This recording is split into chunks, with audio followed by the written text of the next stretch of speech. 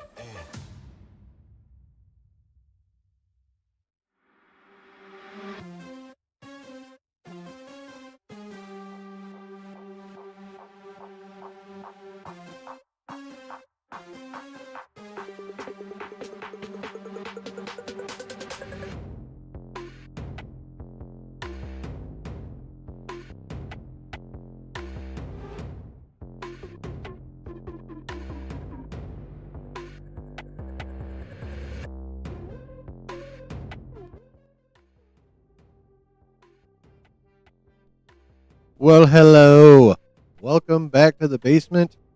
Yes, it's Tuesday and it's not a fucking watch party. We're actually talking nerdy news.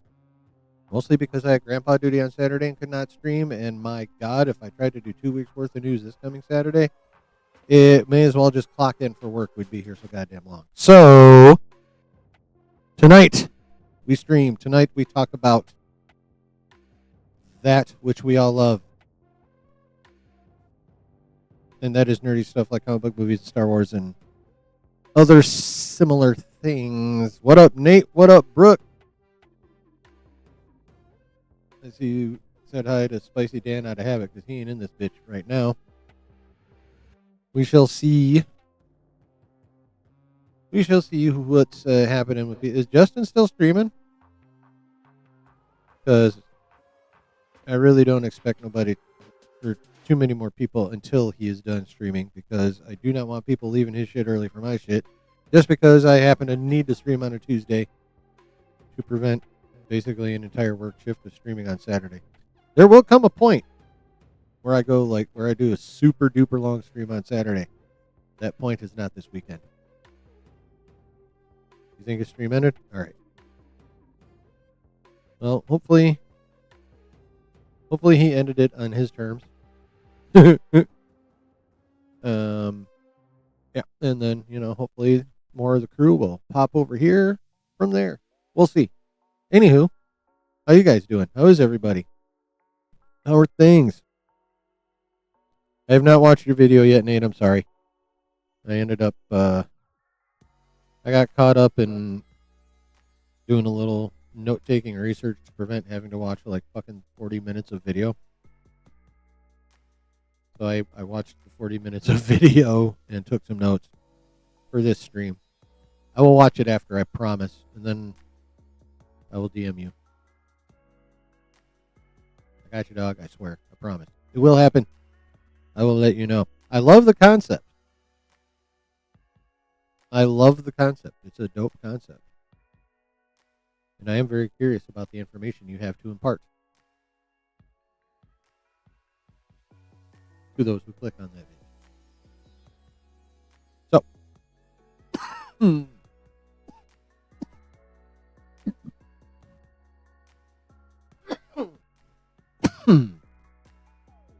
excuse me. Fucking hell. Wawa.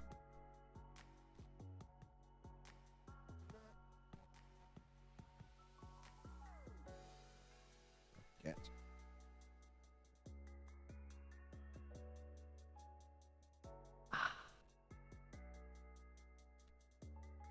What's up with everybody? We all good? Anything interesting happening? Well, I know, Nate, you got stuff going on. I hope that's going as well as it possibly can. I guess is the best way to put it for right now.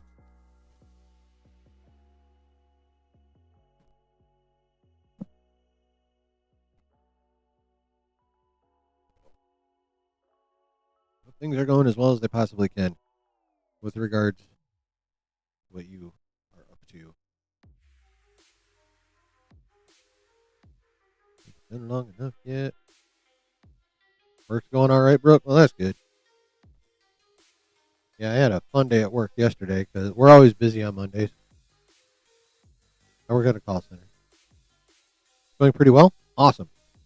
Anywho, so I work at a call center. Monday's always the busiest day of the fucking week. And we were down 3 people yesterday. One of them was one of the closers, so I had to stay and close. And that was bad enough. But the calls I got in the last hour. Now, let me make this clear. The cumulative IQ of the callers that hour, not the average. The average is when you add them all up, divide them by how many there are, and that's the average. I mean the cumulative. Just all of them put together. The cumulative IQ of the callers in my last hour of work yesterday might have been 80. All put together. 80. And I feel like I might be being generous. Holy shit. Oh, yeah. Now,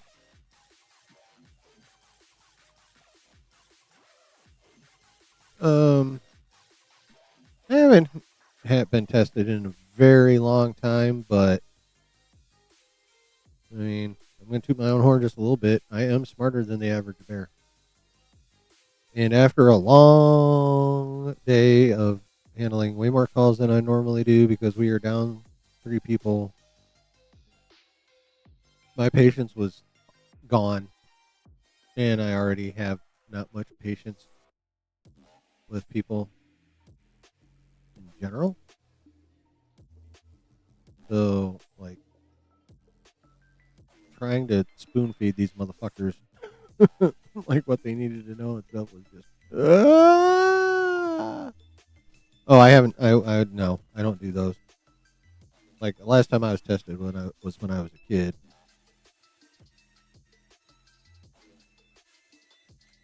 But yeah, no, I've clicked on some of those online ones and I looked at them like that's some bullshit. Like there's no way that I'm gonna get an accurate assessment from one of those motherfuckers. Yeah, that is the nature. I mean, when you deal with the public, whether face to face or thank God for me over the phone, yeah, I mean you're gonna get all kinds. That's just the fact. There's Spicy Dan. What up, my guy? Now you can say hi to him, Brooke. So I mean that's one of the hazards, built-in hazards of the job is dealing with complete fucking morons. My issue is I got like a bunch of them in a row. There's like nothing to break up the stupid. Like if I get like some stupid and then like decent people and then more stupid, at least there is goodness in that stupid sandwich. But in this case, this was just a big old plate full of dumbass. Yeah.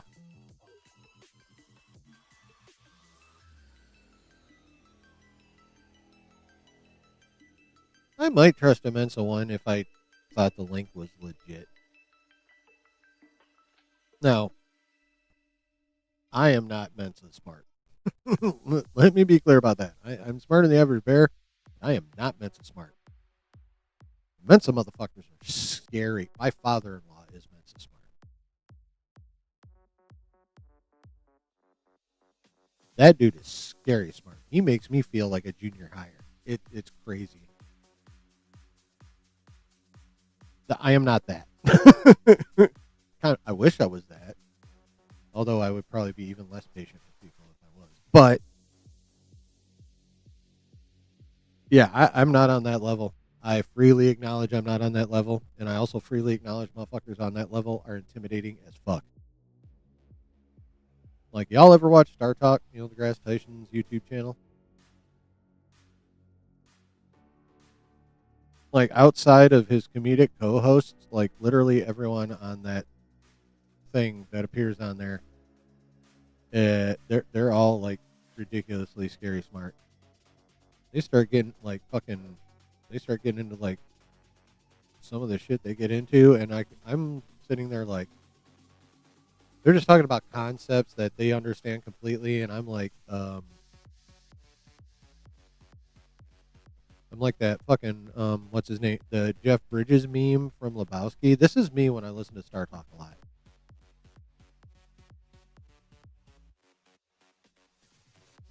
Like, I can grasp shit around the edges, and occasionally I'll be like, oh shit, okay, now that makes sense. But that's a rarity. Most of the time I'm just listening because it, like, sounds cool and I can understand just enough of it to find it cool. But, like, yeah, 98% of what they talk about on that podcast slash, you know, YouTube channel, um, it's baffling, just straight baffling. Like, I don't understand. I don't understand. I just don't. But yeah, so I mean, just like everything else, there's levels to that game. Those motherfuckers are up here.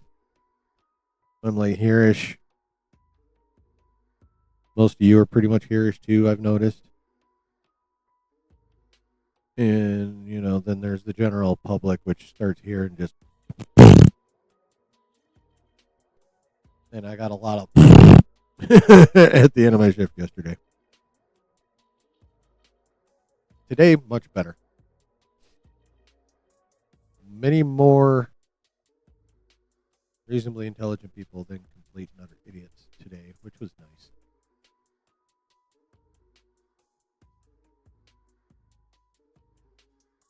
That was nice. So, all right. Ego thing. That's part of it. Like, I have a horrible tendency to mansplain, and I don't mean to, but I do.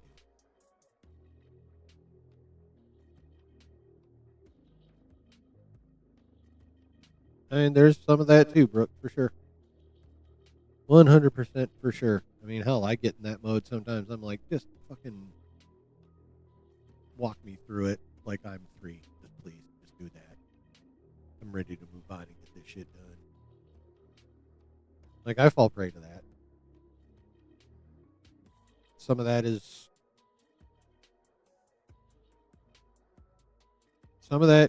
my neurodivergence, and some of that is just me. Like, I just want to be done. There's other shit I want to do that I will enjoy more. C-Dub, what's up, my guy? You got here while we're still chit-chatting. You haven't missed news at all. I hope that makes you happy. I hope that brings a smile to your face, sir.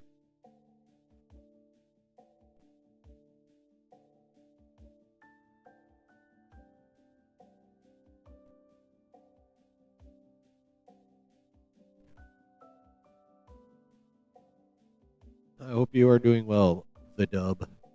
That is C. Sir Dub of C. Actually, it'd be Sir C of Dub. Cersei. Actually, Lena Headey's. See what I did there? That's what you call ADD squirrel.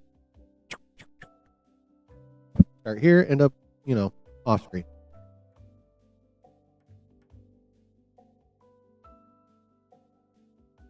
Oh no! See, I will lower the difficulty because I get angry when I struggle. Like, yeah. Josh ain't the only one with anger issues. That's all I'm saying. Like, you don't want me to get hit with gamma.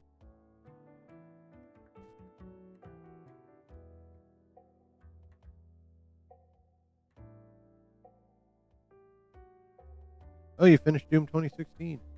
Ended up being alright? Well, that's cool. Gonna play Doom Eternal next. Nice. See, that's how I get about things. Not specifically games or whatever, but like if I like find a book or a show or like a movie that's like part of a series or whatever, like first of all, I have to start at the beginning. And if I somehow find out that I didn't start at the very beginning, I will go back before I go forward. I'm that guy.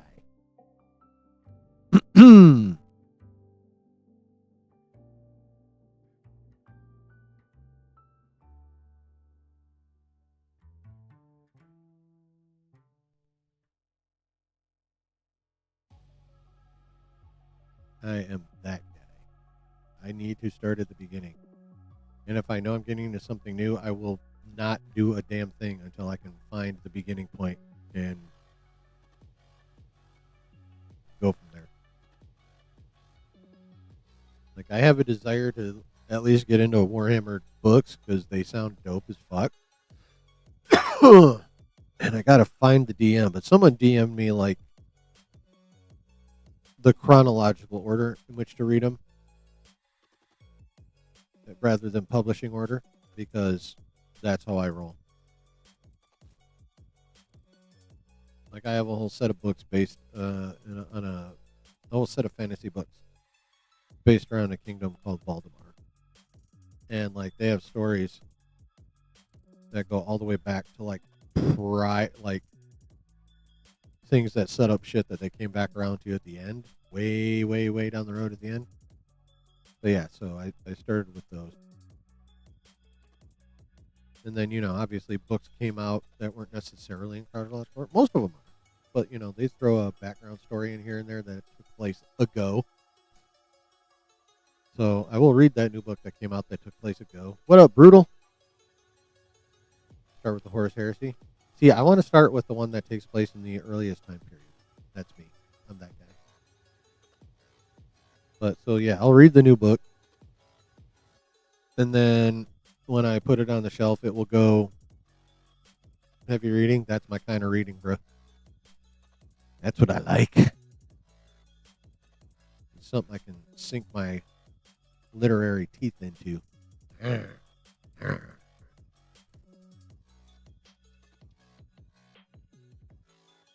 You think heavy reading is heresy? Yeah, so I'll finish a book that might have been recently published, but that was set like at a certain point in time in the timeline. So I'll read that book, and then I'll go to the bookshelf and I'll put it where it goes chronologically. And then when I go back and read through the books, that's how I do it. I don't give a fuck about publishing order. I'm about timeline. Valrak has some good vids on it too. Yeah, the only Warhammer guy that I am subscribed to on YouTube is Luton. I should check out Valrak.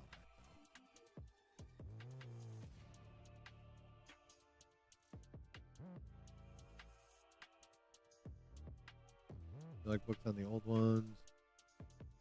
Clan and Necrons? Nice. Yeah, I like different kinds of books. I mean, I read mostly like 98% of what I read is fiction. But it varies. I like mysteries. I like fantasy. I like sci-fi. I like westerns. Y'all ever heard of Louis L'Amour? I love his book. I have not all of them, but I have a reasonable amount of them. Yeah, so. And then, I like, if it's about something I'm interested in, I'll read a biography.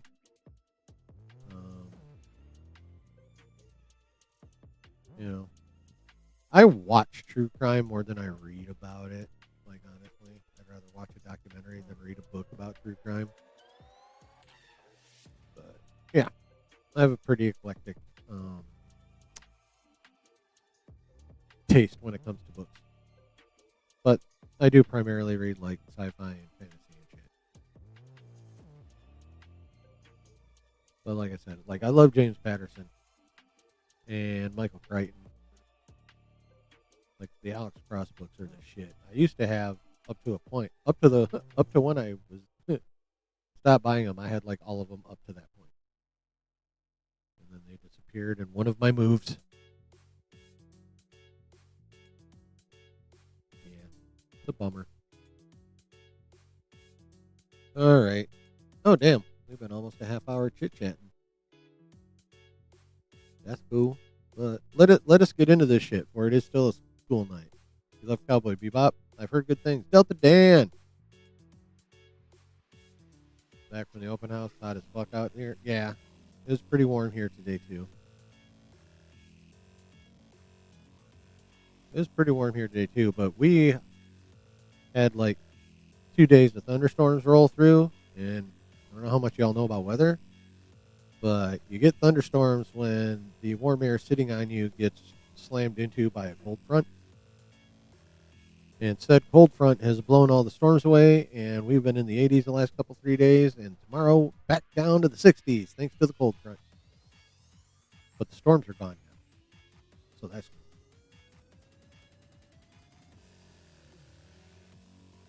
One of the first animes you ever saw, and the music sticks with you to this day? Noise.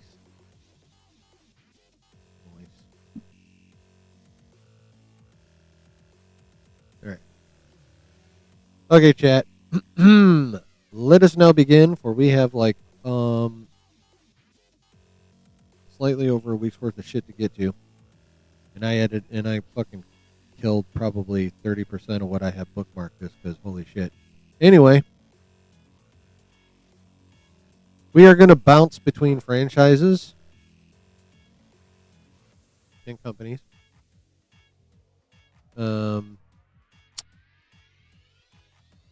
Mostly because the shit's bookmarked in chronological order, and I don't feel like scrolling. I'm gonna be honest, I just don't feel like scrolling up and down as much as it would take to put this shit together,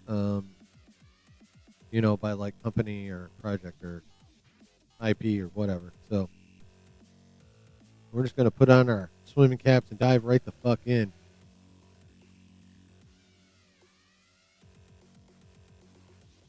Had 2 days of crazy winds, fixed 2 sun covers or overhangs, whatever you call them. If you're talking about the shit that holds your gutters up, basically, I call it an overhang.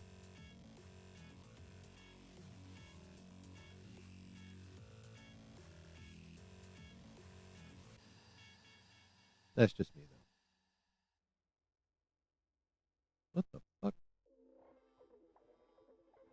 Oh, derp. Okay, cool. All right, chat. It is time to get into all this news we have to get into. Last week, an event called Disney Upfront occurred, and we got some updates about a couple of things. To begin with, we finally have an actual full month and day release date for Vision Quest.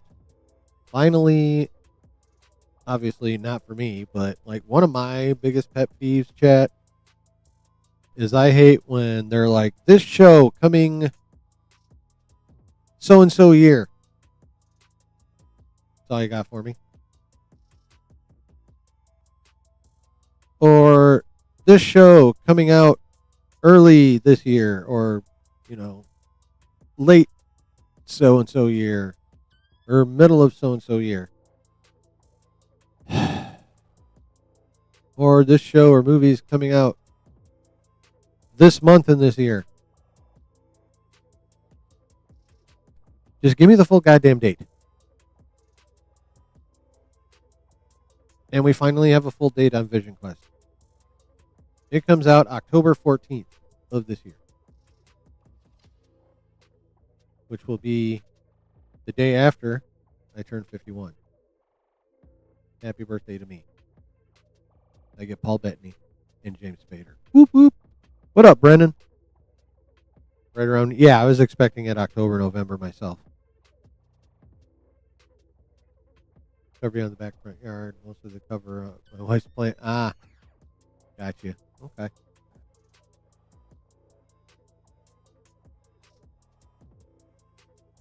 So, Vision Quest coming out October 14th of this year.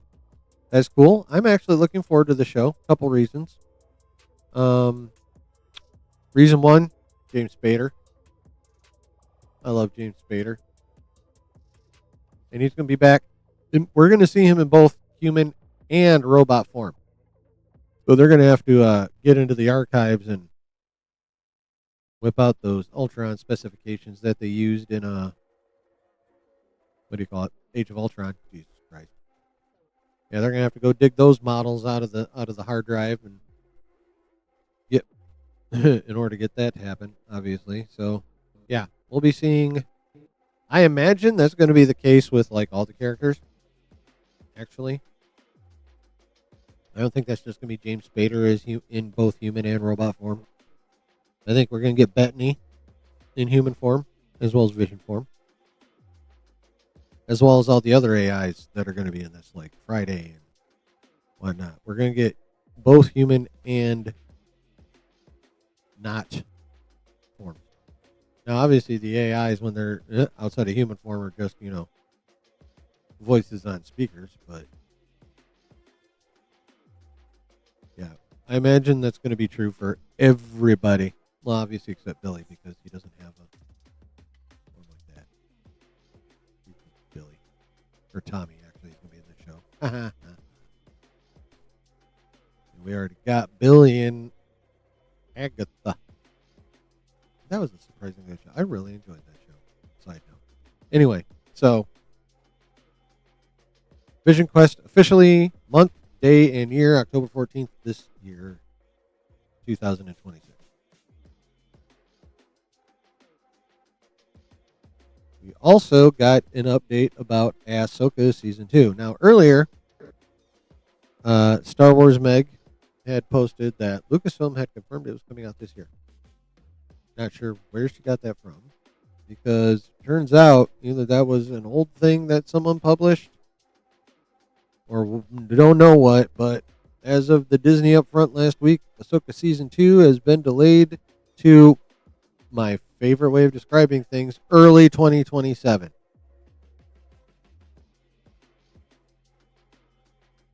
Now, was this unexpected? No, at least not to me. Hadn't heard shit about it. Haven't really seen any marketing or anything for it. And then word came down that they're actually doing some reshoots, which, depending on what they're doing, they still probably could have put it out late this year, but we're getting it early 2027. Now, to me, early 2027 covers January to April. That's just me. If you want to make it just January to March, totally makes sense. I'm going a third of the year instead of a quarter. But, I ain't going to argue with you if you just want to go for a quarter of the year. Either fucking way. We have no idea at what point in early 2027.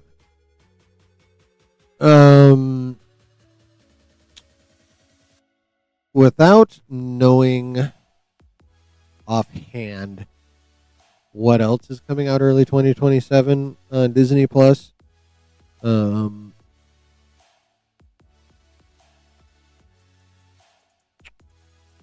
if I had to guess, I'd say it's probably March, maybe April.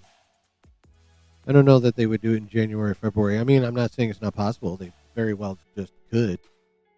But to me, I'm thinking March or April. Total guess. I don't even, maybe more accurately, that would even be a hunch. even more than it would be a guess.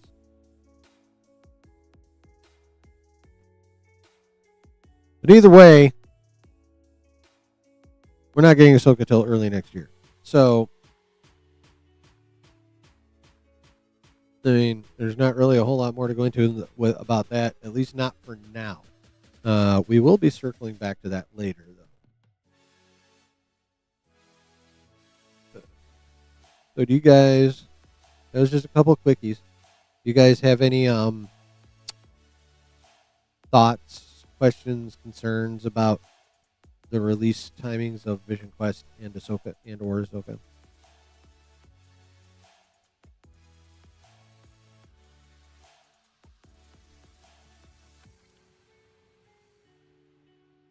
Yes, no, maybe so.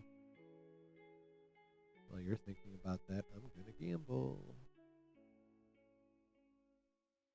You're optimistic about Ahsoka Season 2, Brooke? I am as well. Especially with some of the stuff that we're going to talk about later.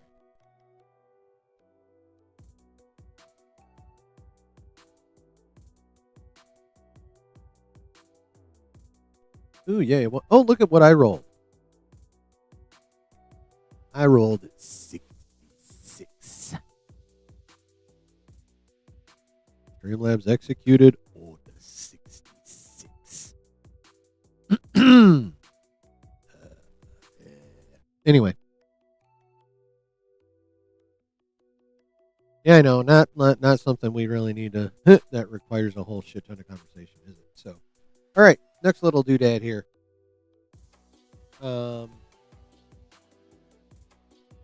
Evidently, they at the same upfront event, they got footage of Vision Quest. I swear they did some of Ahsoka. Okay, yep, there it is.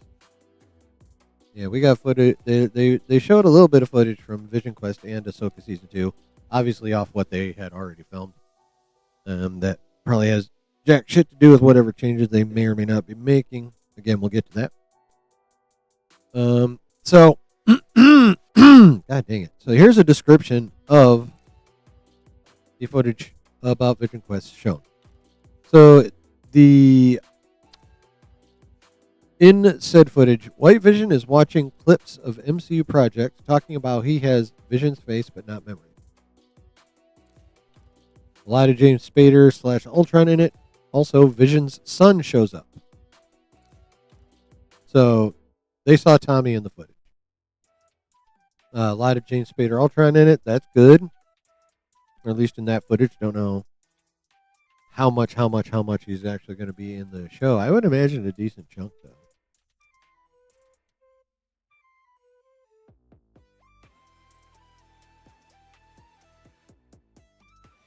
The part that's got my brain spinning is, I mean, I understand how he would talk about having Vision's face but not memories. That was, that was addressed a bit in WandaVision. But White Vision is watching clips of MCU projects. That part is quite interesting. First of all, how the hell is he doing that? There's a few different ways, actually. What we would consider clips of MCU projects, he would consider shit you see on the news. Right?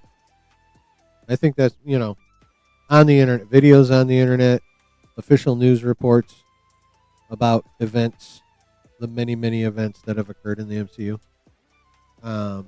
So when I first read that like really threw me off. I'm like, what do you mean watching clips of it?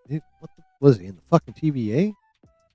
But yeah, no, it could be just as simple as he's checking out shit on the internet. Like, oh wow, this happened. Oh wow, that's where the colored version of me did stuff, as opposed to this pure white thing I am now. So basically, we're watching. They saw. How did you get to one? You went on a massive winning streak gambling all, dude. That's how. Prick. Using up all our good rolls. Anyway. Um, yeah. So we have White Vision basically doing research to figure out what the hell happened since he doesn't have Vision's memories. A lot of footage of James Spader / Ultron. And remember, he's going to be appearing in both human and robot form, so that James Spader / Ultron makes sense. And then, again, Vision's son shows up.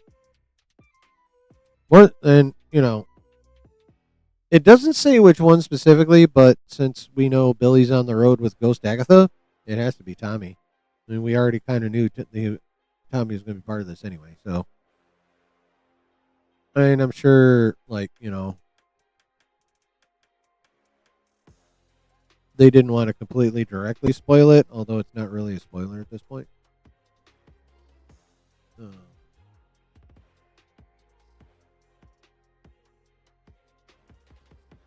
Ultron will return October 14th, baby. Yeah, 10K.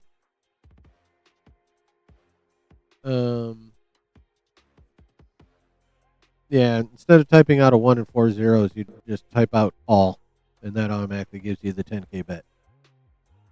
Side note. So I mean, personally, I think that's cool that Vision's going to be doing actual, research to figure out what the fuck.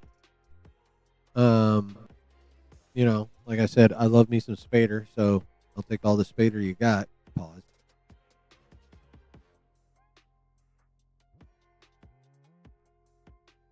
And then it's cool that, they saw completely 100% on screen, probably Tommy. Stop killing villains 100%. That, I believe, even in the heyday when literally everyone fucking loved Marvel, that was a continuing flaw even in that time that they still haven't fucking given up on.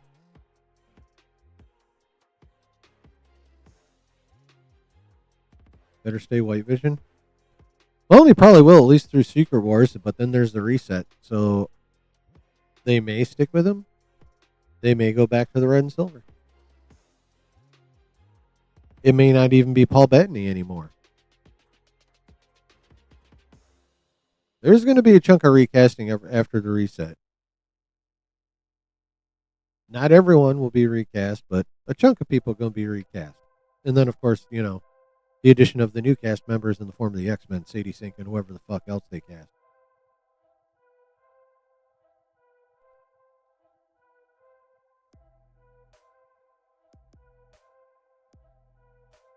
I did not see that, but that's hilarious. I mean, for Wanda's sake, I hope that's true. But on the other hand, if that's not true, then, at least he's a robot and doesn't need to breathe. You follow?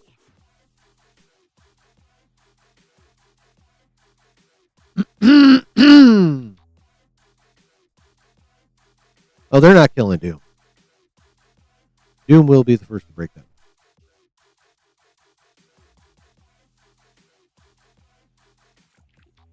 Ronan is a big one they need to bring back. Yeah, that'll probably end up being a recast.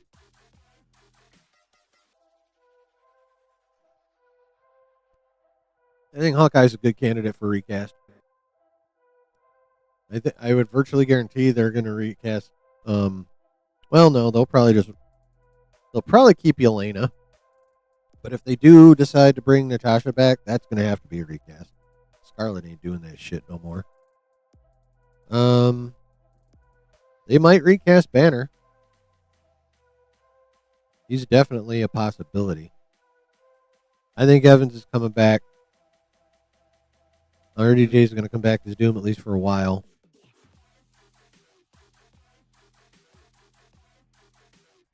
Samuel L. will probably stick around unless they want to take a big ass risk and go back to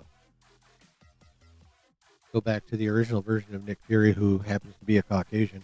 That'd be interesting.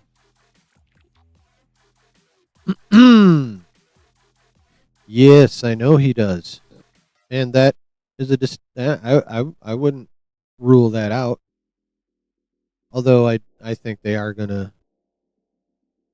Out of those two characters, I think they'll end up recasting Iron Man first, but eventually they're gonna have to recast Doom as well. But as for ones that'll happen shortly after the reset, yeah, neither of those.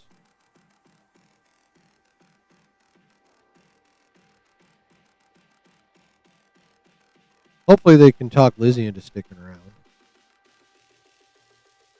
But if Vision ends up getting recast, I'm not going to be mad. I'm not super attached to Paul Bettany as Vision. I really don't care who plays Vision, as long as they don't suck. You know, see Old Man Barton hang out with Old Man Logan and Old Man Quill. That would be fun.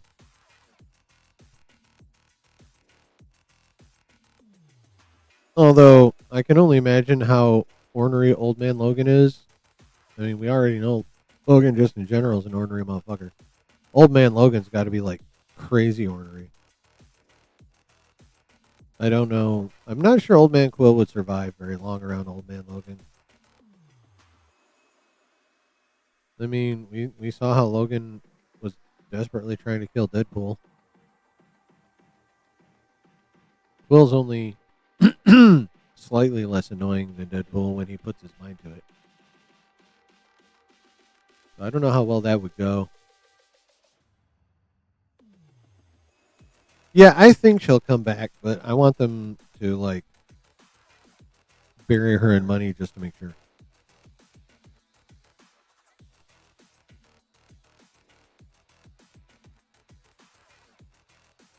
Yeah. What the fuck? That was weird. Okay.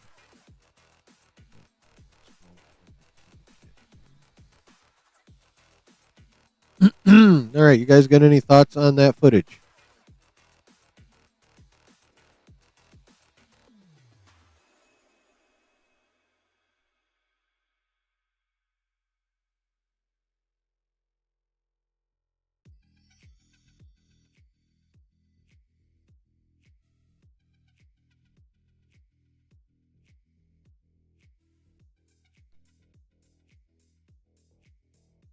Or shall we move on?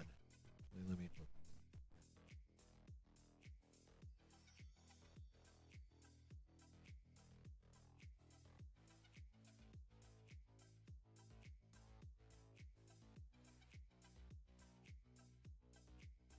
Wait, there's a comic run with those three?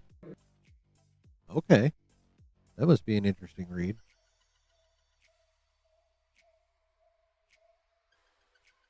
I don't want to see. I mean, we already. Okay, well, I don't want to see Wolverine on a TV show. He's big screen only. Fuck that shit.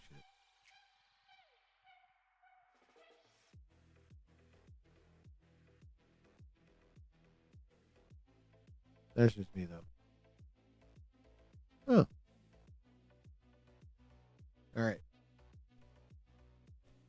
Well, chat. What up, Griff? How you doing, brother?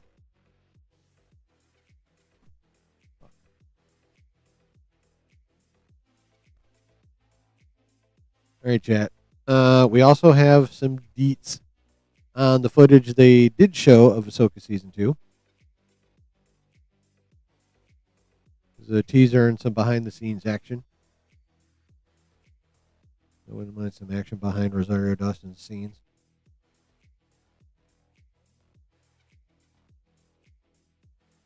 Old Man Peter Parker and Old Man Deadpool. Oh my god.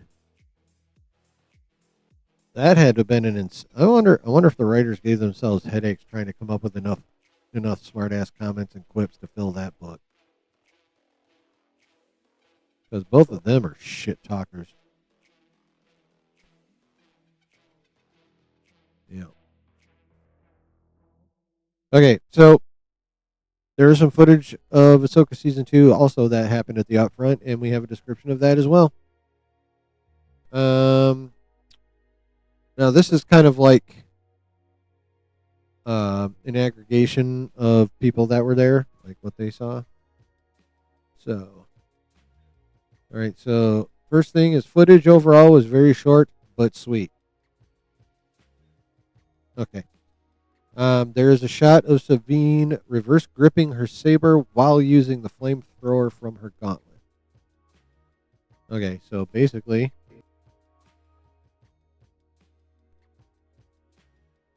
flaming motherfuckers from her wrist while holding her saber like this. Kind of like how Ahsoka held the saber in this hand, and like she'd have the reverse grip in one hand and the standard grip in the other. Reverse grip. And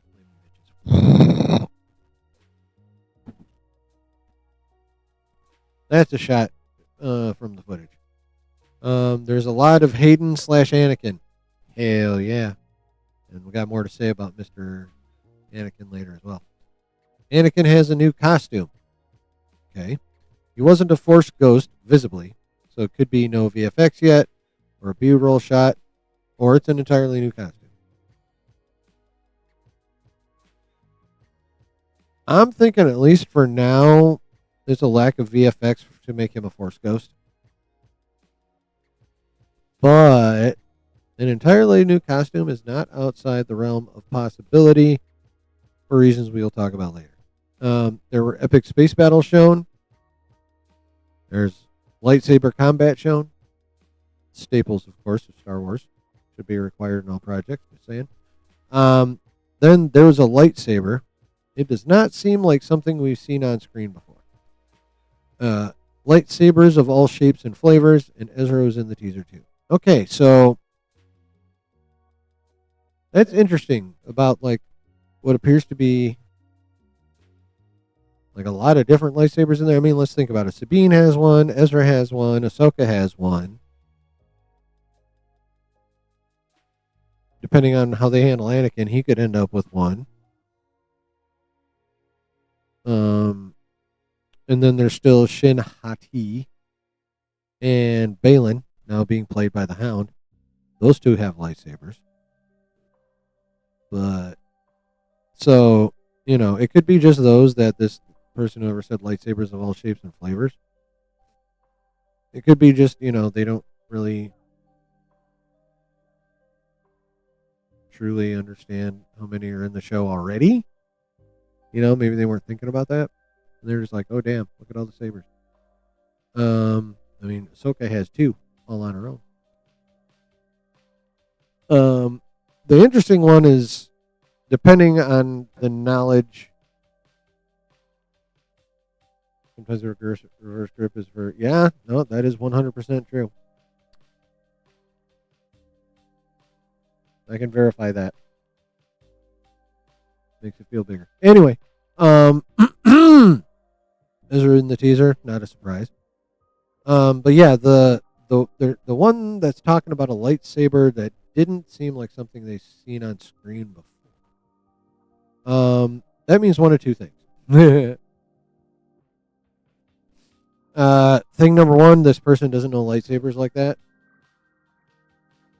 And also, like, the most likely thing. But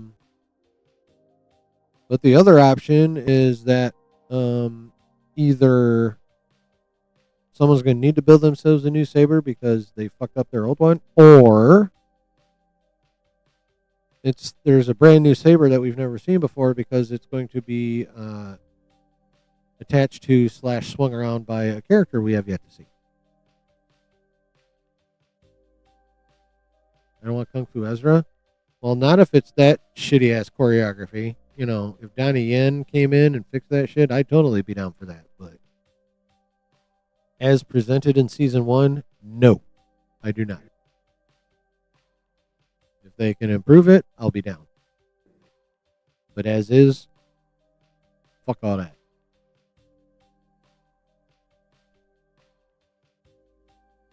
Now, personally,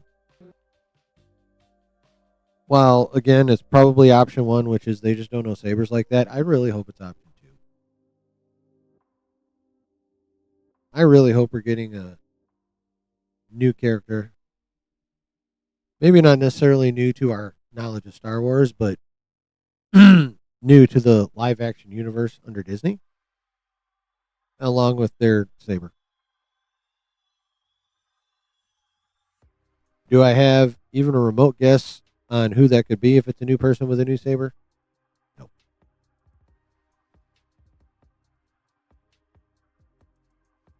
No guesses at all.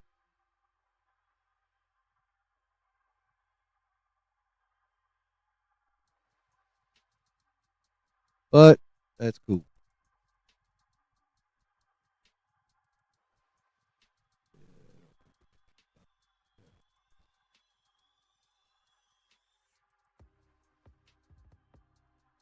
Yeah.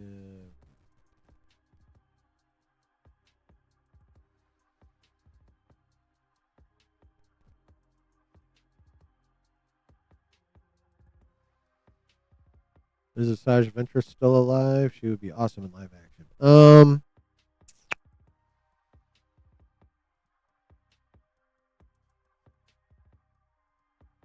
Maybe she could be. I'm trying to think. No, because in the last season of Bad Batch, they that's when Dave retconned the novel that killed her. But I think that's her last. Isn't that her last confirmed sighting on screen? Was at the end of Bad Batch. I don't think she's appeared at any point in the timeline after that. Um,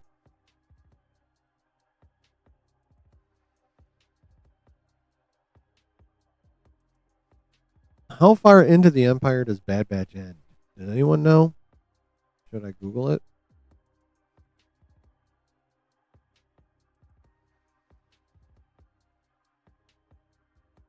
Let me see if I can Google this shit.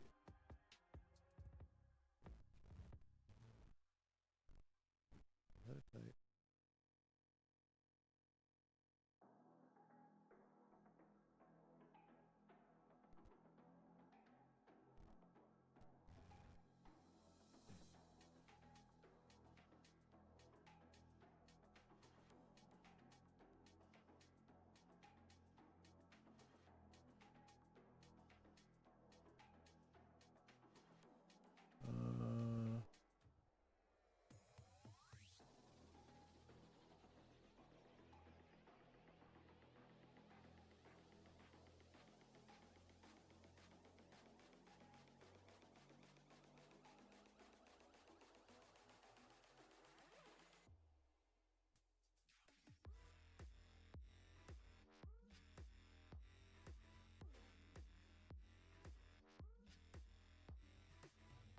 okay, so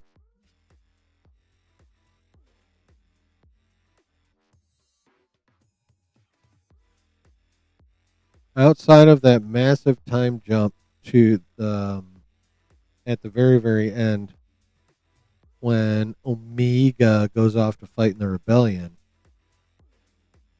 looks like the Bad Batch only gets a couple years into the Empire's reign, which of course lasted. Well, the beginning of the end of it ended 19 years. So yeah, basically after the Bad Batch ends, it's still another 17 years to A New Hope. That's the best way to put it. But yeah, I mean, Asajj could definitely be alive. She would have had to survive the rest of the Empire, the original trilogy movies. Yeah, she could be alive. But there's, at this point in time, no indication that she is, but also none that she isn't. What up, Travis?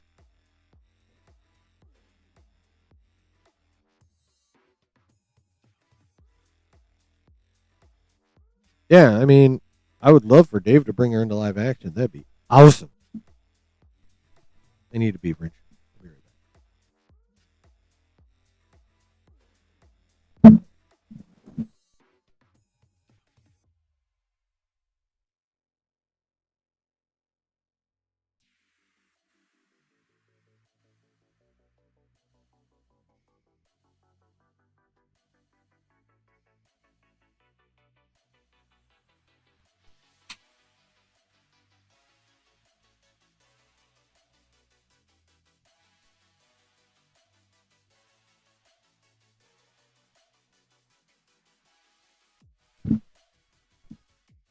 There.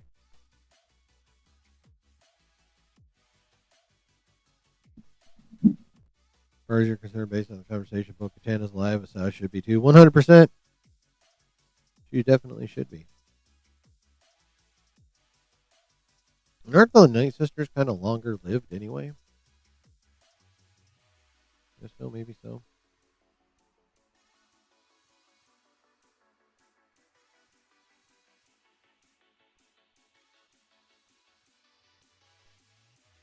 An actress in Severance, Lycan Lachman, looks almost exactly like how Ventress would look in live action. All right, let me look this person up. I want to see what you saw because I've never watched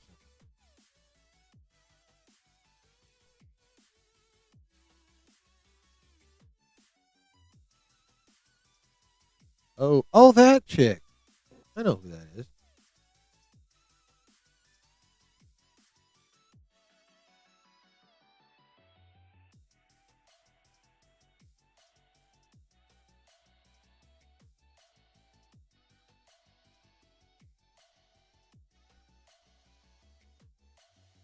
Yeah, I can see it.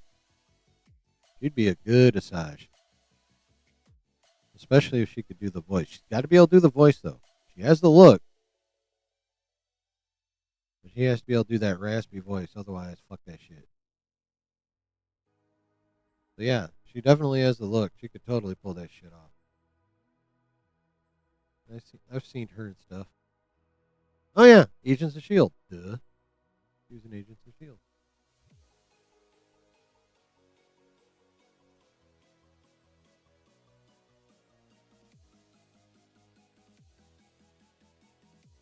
Her still got plenty of history. Yeah, they do. Did they meet up in Rebels? Because I know they hung out a lot in that whole that storyline where they thought Ahsoka was bombing shit and it was Barriss Offee. And then Ahsoka was like, fuck y'all for not trusting me and dipped.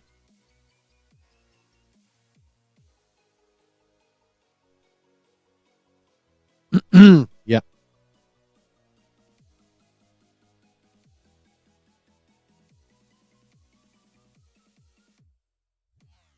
Yeah, well, Rebels is set, I think, 5 years before A New Hope, give or take. 3 years? 2 years? Damn it. Oh, no, you got me. Y'all got me going down rabbit holes. We got so much shit to talk about, and it's a fucking school night. You're killing me, but also this is fun.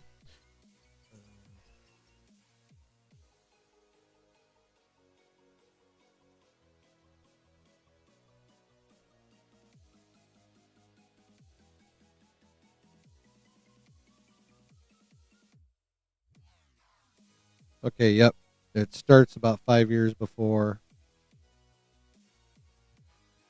ends around 4 years before. Okay. So yeah, I was right. Yay! I think Ahsoka designed her current lightsabers after Asajj is entirely possible.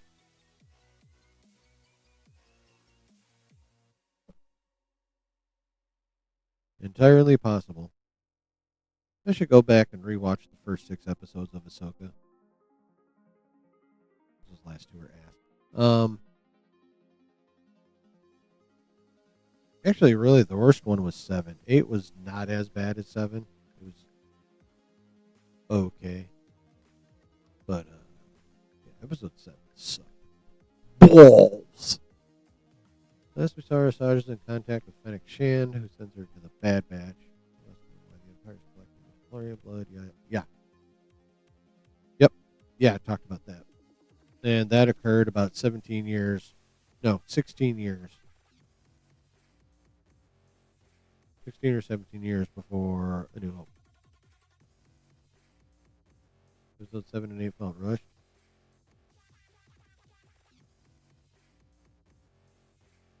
That's part of the problem.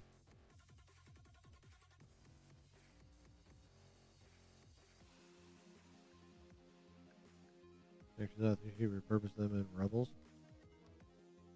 What, her sabers?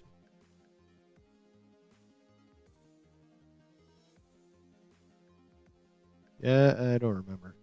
I've only watched Rebels through all the way through once. There's so much shit I should revisit, but like I lose like when it comes to shows, I like lose attention so easily. It's annoying. I never used to.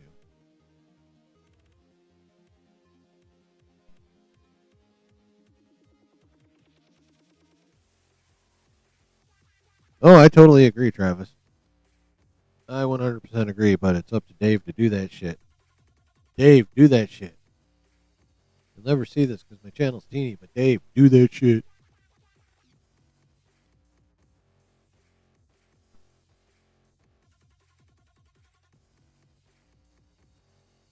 I like Rebels.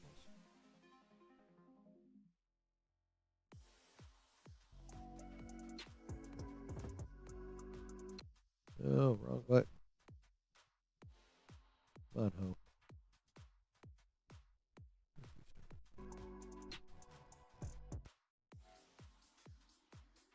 All right, chat. We are going to call it on that subject. We're going to move on to the next one after IP. So you know what that means.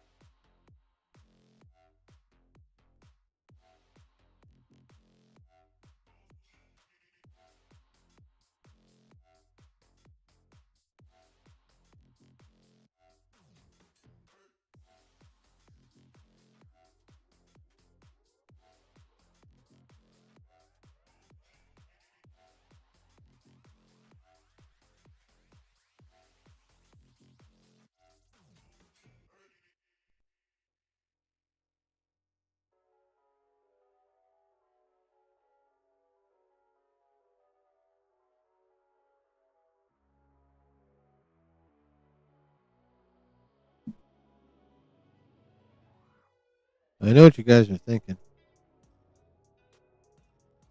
You're thinking, Chillin needs to take more potty breaks.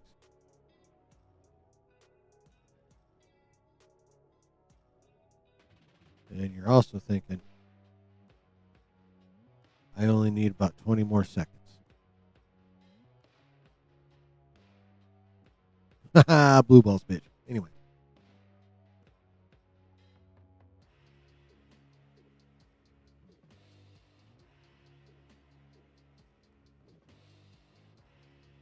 We are moving on, chat. Here's a what the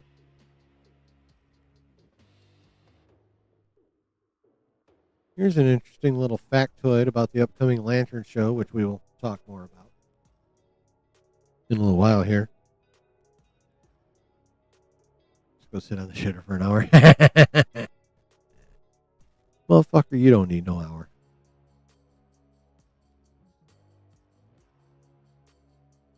Don't even try. You don't need no fucking hour.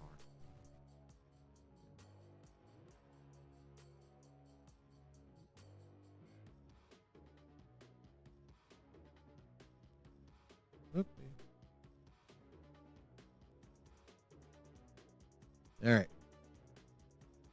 Interesting little factoid about the Lanterns show. It's going to be set in two time periods. There's going to be time jumping. One part in 2016, the other part this year. And the story will begin with a shooting in a small rural town that Mr. Hal Jordan becomes convinced is an alien incident. So just a quick little doodad there. What do you guys think about the operating in 2 times thing? You think they're going to do the deal where they like cover the old shit all at once and then jump, or you think they're going to do that back and forth thing? Like, this is happening now, and this is happening here. That's related to the now, or why the now is kind of happening.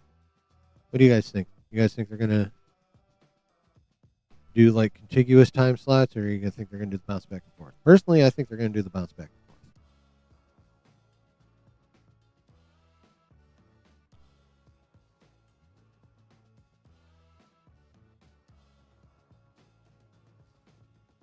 Oh yeah, Nate, I know he was. And then then Disney's accountants came in and be like, yeah, but money. And they're like, okay, bring him back. Bet Hal's the bad guy? Maybe. And there are reasons for that. But that's possible. Based off the trailer.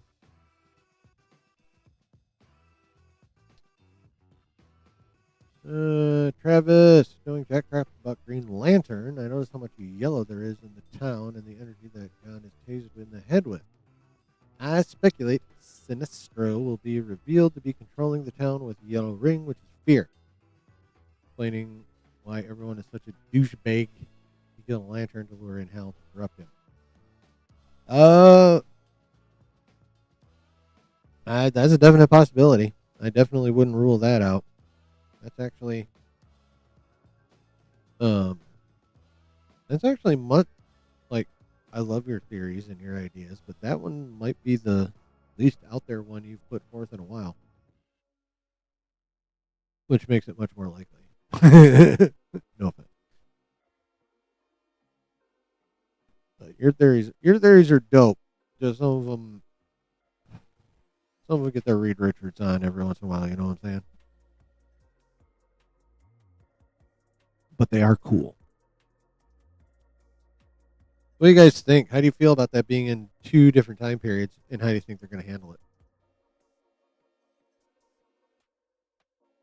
Pre-show they show Hal wearing yellow in the prison cell scene. Yeah. I'm going to take a risk with that trailer later. There will be no sound. Because Warner Brother and HBO are a bunch of dicks. And unlike Josh, who can be demonetized but his stream will stay up, I will get a notification that they're going to have to, that they're like, hey, you got copyrighted shit. And then they'll edit it out for me and my stream will be all janky. But I'm going to take that risk. Kevin! People will never accept black person as Green Lanterns or Captain America. Well, here's the thing. Jon Stewart is actually super popular. Not as popular as Hal, but like the comic is super popular. He's a well-loved character on the animated Justice League show. The problem with the Marvel side of things is that like they didn't handle that transition well in the comics, and then they also didn't handle it well in live action. So, I mean, for some people, obviously, yes, that is 100% true because they're fucking racist pussies. But like character-wise, there's a massive difference in like how they were received and their popularity. Basically, Jon Stewart's a badass that like everyone but the racists love, and Sam is not. Wasn't in the comics, and he ain't in live action. I'm really very disappointed with Marvel Studios because they had a chance to like put out a version of Sam Wilson Captain America that like was so much better than the comic version that not a lot of people like. But they didn't. They could have,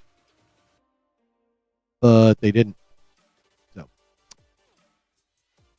Not saying it's not what's his butt's fault. The actor Mackey's fault. Marvel fucked that up. Really telegraphing Hal dying, saying Dom gets the ring over his dead body. One time, I would treat him like he's dead, but we find out he's actually alive. That's not Hal. Interesting. I would also put that in the realm of possibility for sure. Some characters can't share titles. Steve Rogers is Captain America because of the era he is from. That is a fair take.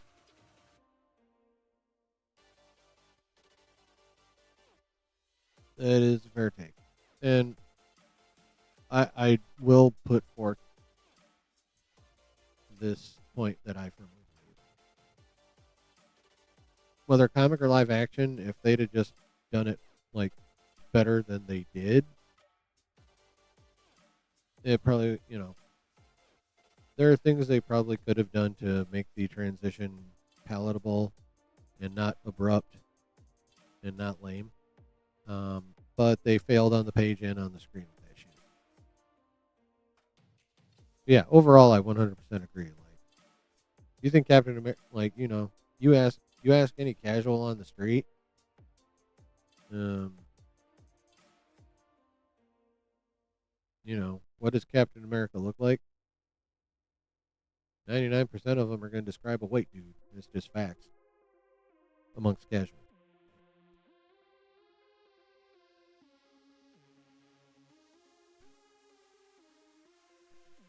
Just how it is.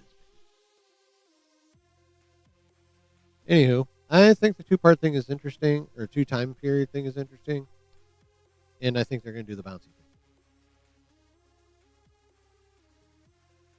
Question is the first scene gonna appear in or occur? Will the first scene occur in 2026 or 2016? I can see it going either way.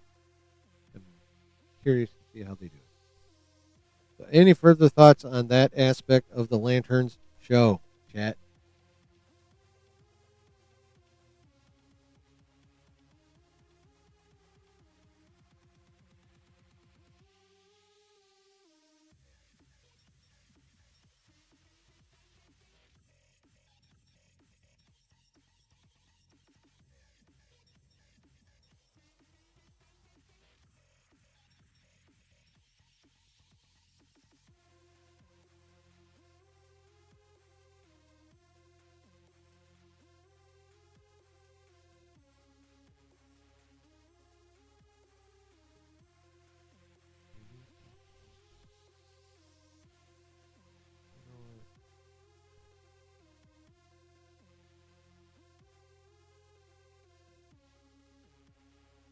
Okay, this will be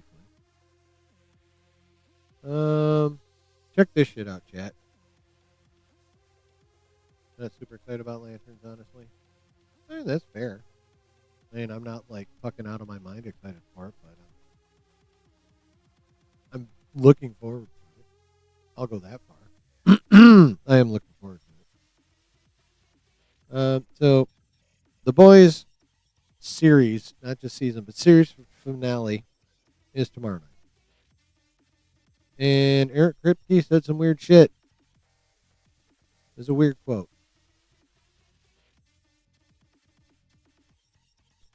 Eric Kripke says that the final season of The Boys was made to feel unsatisfying.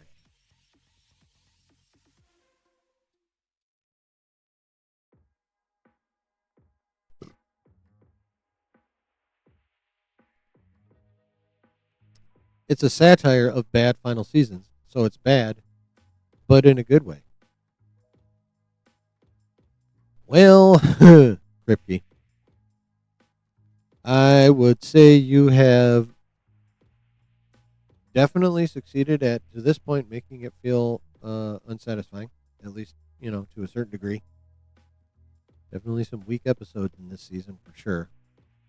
Him saying it's a satire, bad final seasons, I mean, I can see that. Being bad in a good way, I don't know about that. I don't know about that. it might be bad in a bad way, personally. But also, knowing Kripke, I'm completely unsurprised that he would do some shit like that. I like a vast majority of his work. Supernatural and The Boys specifically. But yeah, he gets some strange ideas sometimes and then acts on them. Unfortunately, a decent amount of those actions are to the detriment of the show, which is a bummer because we watch that shit.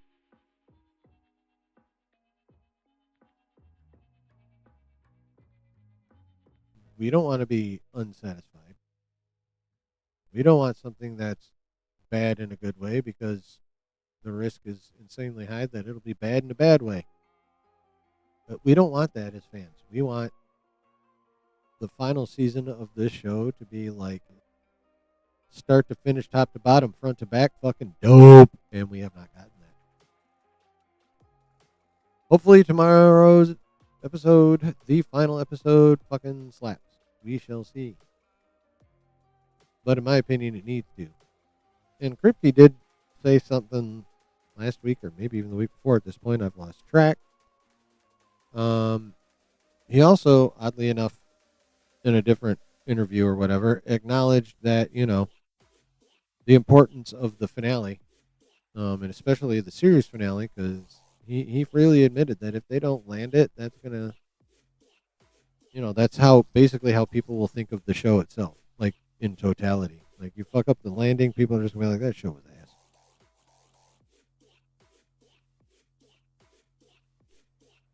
And well, he's not wrong because Marvel has proven that repeatedly on Disney Plus.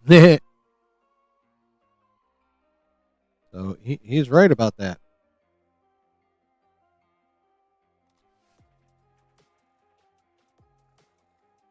I mean, just look how long, like,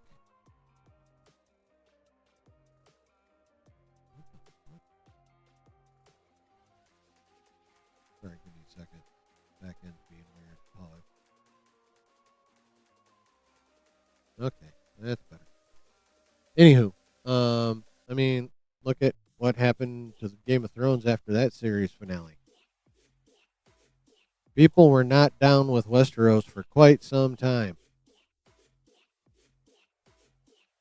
Like, if people had like not bothered to show up for House of the Dragon, that whole thing would have been fucked. Like, we never would have saw Dunk and Egg, which turned out to be a much better show than I thought it was going to be. We wouldn't have seen them if people hadn't come back for House of the Dragon. And that was a gamble because people fucking hated the end of Game of Thrones.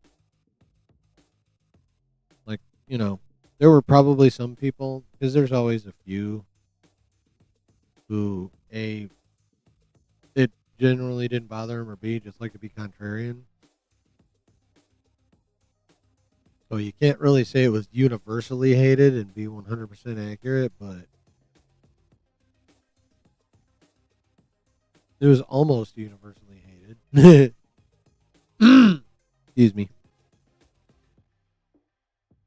So, first he says he recognizes the importance of the finale and how it's going to make the show look, period, in consideration down the road.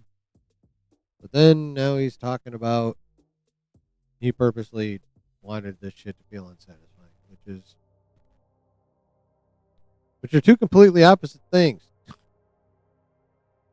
So we will see how that goes tomorrow night when we watch the season finale together. Series finale together.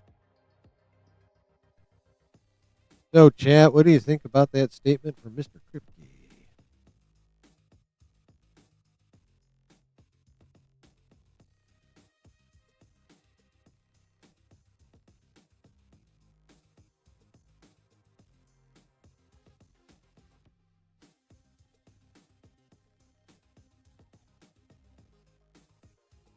I'm further editing shit off this list as I go.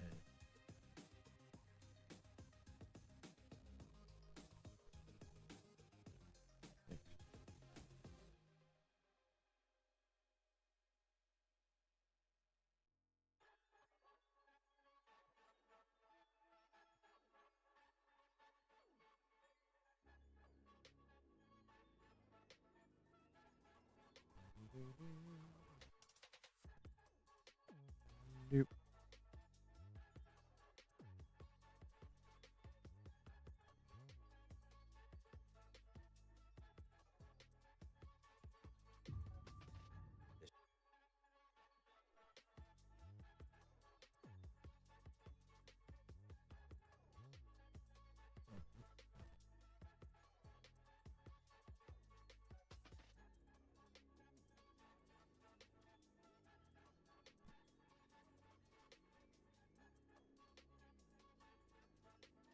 I think you would want to say something good about how.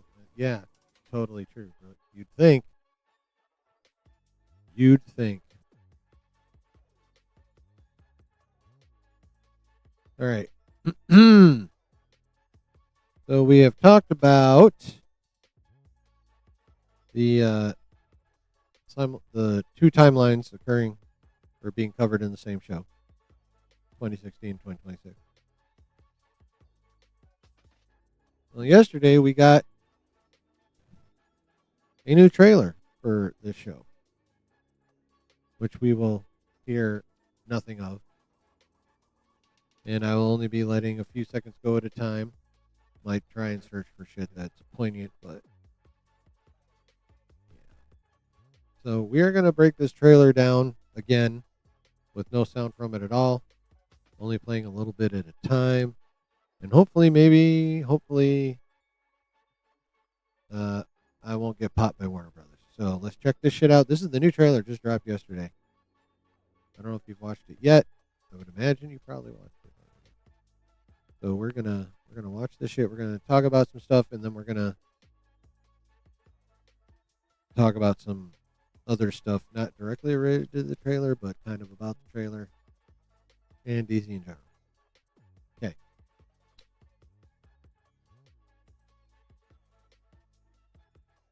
So we have these two in a bar. Wait a minute.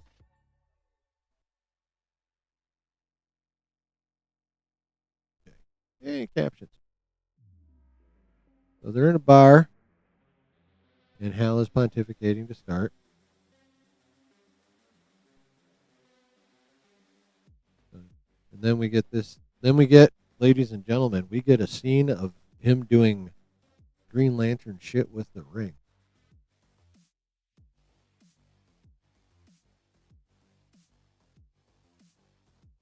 How cool was that shit?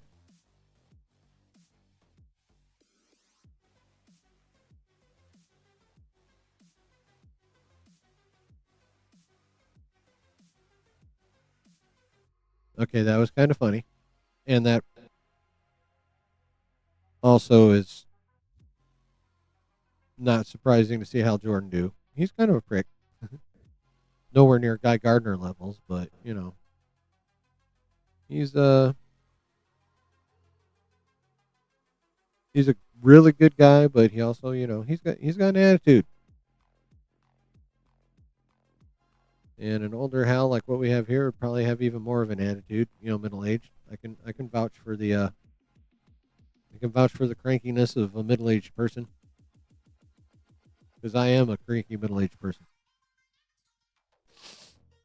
So if it's overall his, you know, the age that he's playing, but it also fits Hal as well.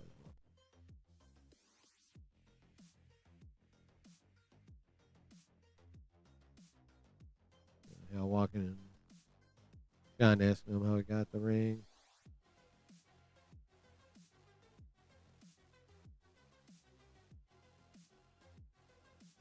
Checking out an empty restaurant. Oop.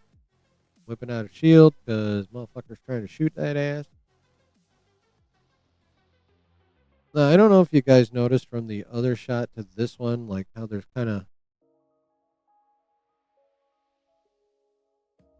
Oh, never mind. That was from Bullet Impact.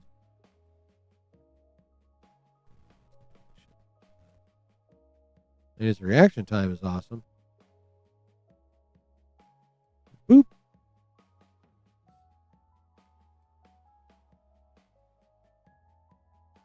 And of course, we're going to have back and forth between those two going on the whole time. A little shot of Aaron Pierre's past, maybe. Yep, shots of Aaron Pierre's past.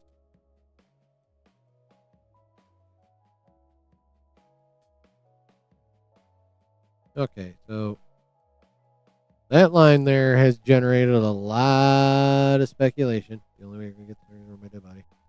And some of you have already brought it up in chat. And it's been speculated on for a while that they're gonna fucking kill Hal Jordan.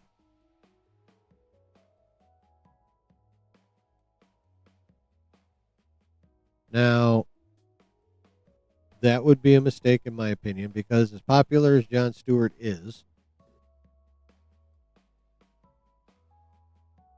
Hal Jordan is the motherfucking Lantern. Green. Like the motherfucking Green Lantern. The best to ever do it. He's the GOAT Lantern. So, I mean, and the especially when you consider the Ryan Reynolds thing is the only other live action version of Hal Jordan out there.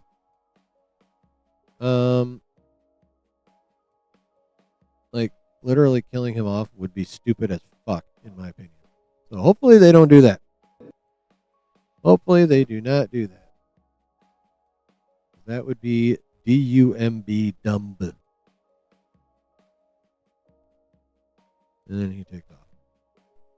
Now, you can see the disturbance in the air caused by his flight. I'm going to be super nitpicky. The shit should be green. Just like the shields he put up, one for the lasers and one for the bullets. This should be glowing with that same green. It's a nitpick, but it's also fucking true. It should be glowing green. Anyway.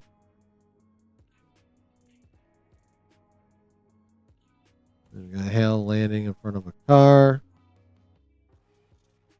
Walking into a gate. Checking out a ranch.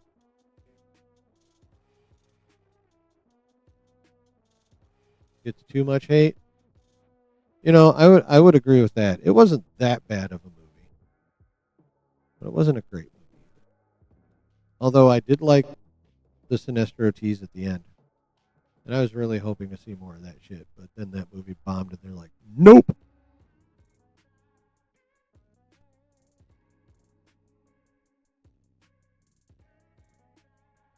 Now we have Aaron Pierre as Jon Stewart walking through a massively destroyed street carrying a lantern. And a coat or a backpack, I'm not sure. I may go back and watch the Ryan Reynolds Lantern someday.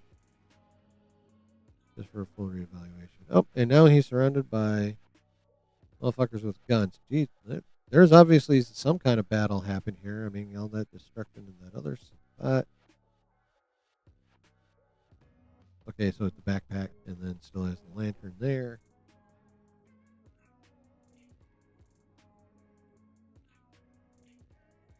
Dangerous part of the job. Okay, here's where the subject of fear starts coming up. You need to be fearless. Evaluating. He had a little blood on his eye, so it's definitely in the middle of some action. Younger looking, so obviously this little shot's from the 2016 part. There's no gray in the hair.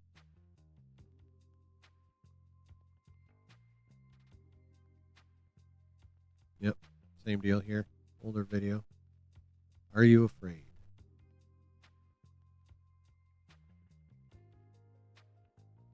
Now, where the hell is this? Is what I want to know. This is obviously not fucking Earth. Is this Oa? What do you guys think? You think this is Oa? I have no idea what Oa looks like in the comic. I never bothered to check. So I'm just wondering, is this maybe Oa? Great casting for the look of Jon Stewart. Oh, totally. I wonder if this is Oa. I think it could be, because this does not like this doesn't look like Earth shit, and he's in his full uniform, and I still fucking hate this uniform. By the way, I don't like the look of this uniform at all. It should not it shouldn't look like this. That's all I'm saying. It like this is not even the Battinson bat suit. Well, it's definitely not the best. It ain't this bad. I don't like this design whatsoever. It shouldn't look like armor because they don't fucking need armor because they have the rings, basically. Anyway. Now, okay, and then the question comes up again, are you afraid? Yeah, obviously not Earth. So if it's not Oa, it's definitely a lantern-y planet. I think that might have been Oa. Uniform is boxy somehow. How did they do that? By not hiring the motherfuckers that design Marvel costumes. That's how they do that. Now, I wish there's a way that I could get a better shot of this, but I'm not cool enough to know how. But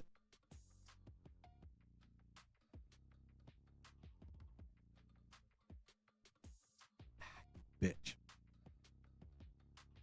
Okay, I think that's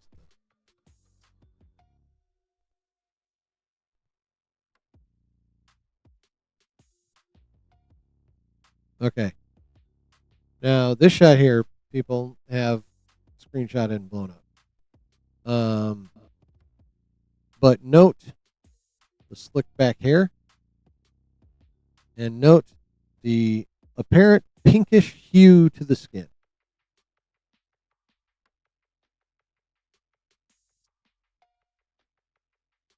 It looks like Sinestro may have already been busted by the Lanterns and imprisoned.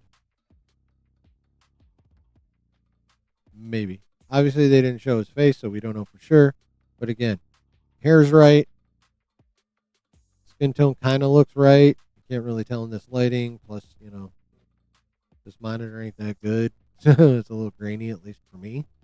But yeah, I'm with the speculation, chat. I think we are looking at Sinestro.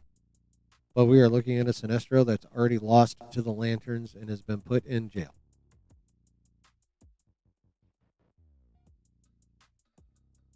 Lantern should be vibrant, not dull, 100%. So, if this is Sinestro and he's busted, that, all the Are You Afraids make sense. Right? No. Mute that shit. We have some. This is probably 2016 footage because this is obviously Jon Stewart still in the military.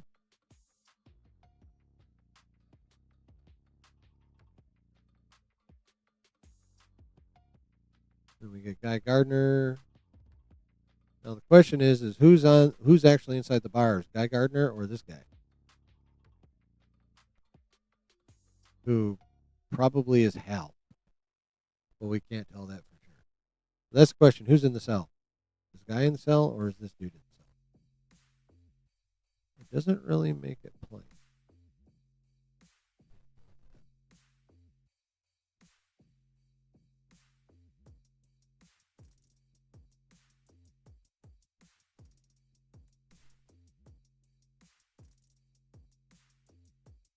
Okay, we gotta shit here.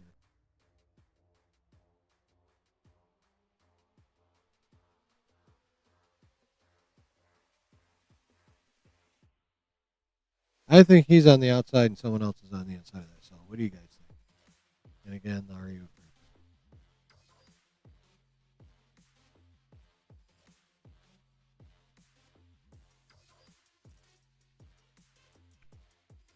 And I think that's probably Hal in the jail cell.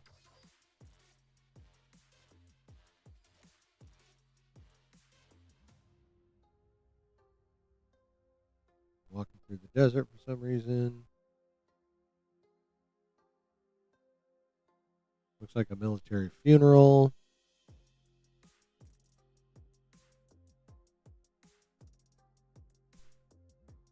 Looks like he's being interrogated. We have a car wreck and explosion. Are you afraid? Still going in the background. John run down the highway being pursued by can't tell who the fuck that is.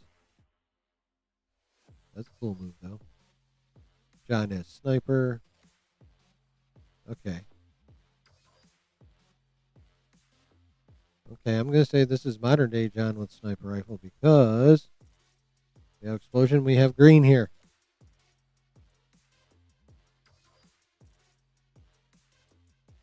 Yep, right there. You can see it. Can't tell if that's Hal or not, but obviously I'm going to say this is in modern where Hal has the ring and he's playing support. Oh no, that was the plant. Okay.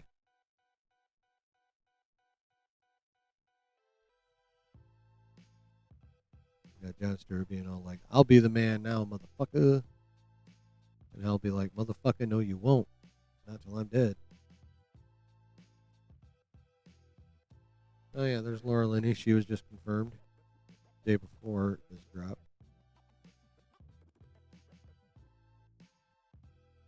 Now, is she like friend?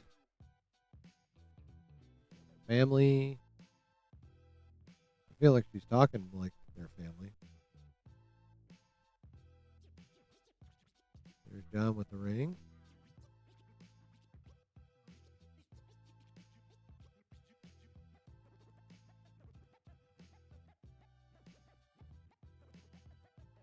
Okay. So, there's that. So, chat, overall,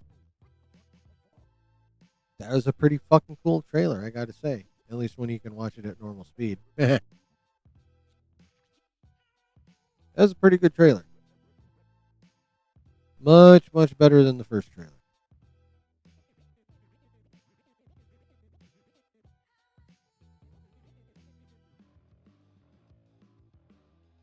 Now,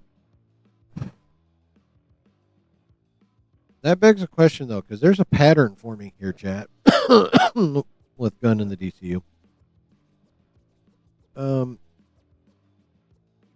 Oh, there's the warning.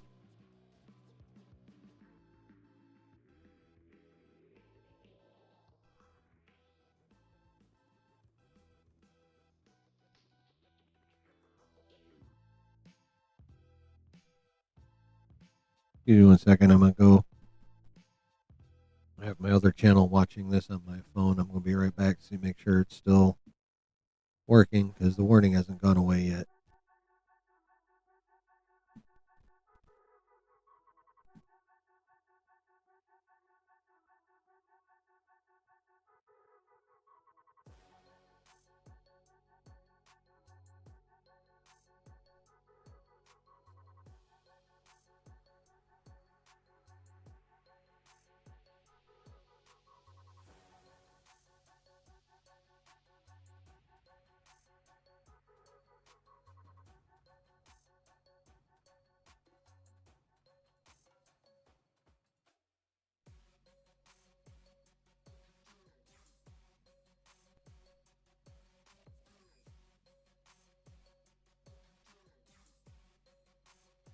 Okay, we're still live.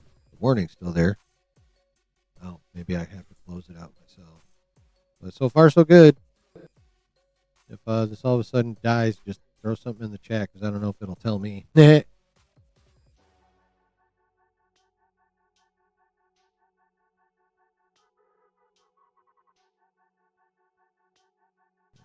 the content owners allowed add your channel to their allowed list.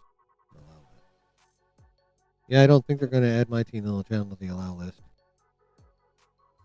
I'm going to clear that off because it seems it's going to let my stream stay, but $5 says tomorrow I have a notification. They're going to have to edit all that shit out, and I'm going to have a big old stupid spot in my stream. Or at least a really abrupt, like weird thing going from right before this to right now.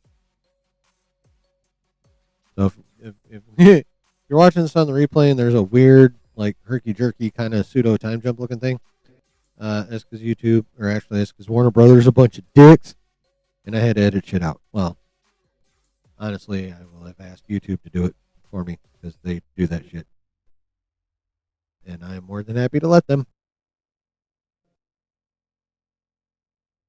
I don't want to do that shit.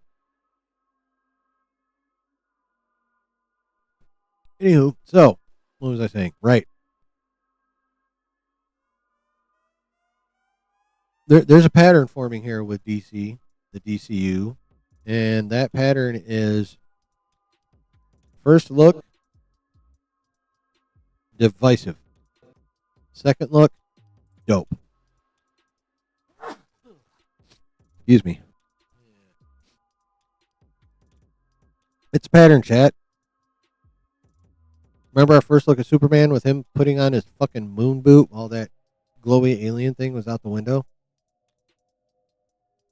That was our very first look at Superman. And it was lame. Some people liked it. Gunn garglers obviously liked it. Other people who aren't necessarily garglers also liked it. But, you know, there's also a fair chunk of people, myself among them, that thought that shit was stupid as fuck. But then the first teaser came out and it's like, oh, okay, that worked. Much, much better. Then, Supergirl. First Supergirl trailer. Very Guardians of the Galaxy feel. Not a lot of people like that. They're like, what the fuck? Can't he make it? Why does Supergirl feel like Guardians of the Galaxy?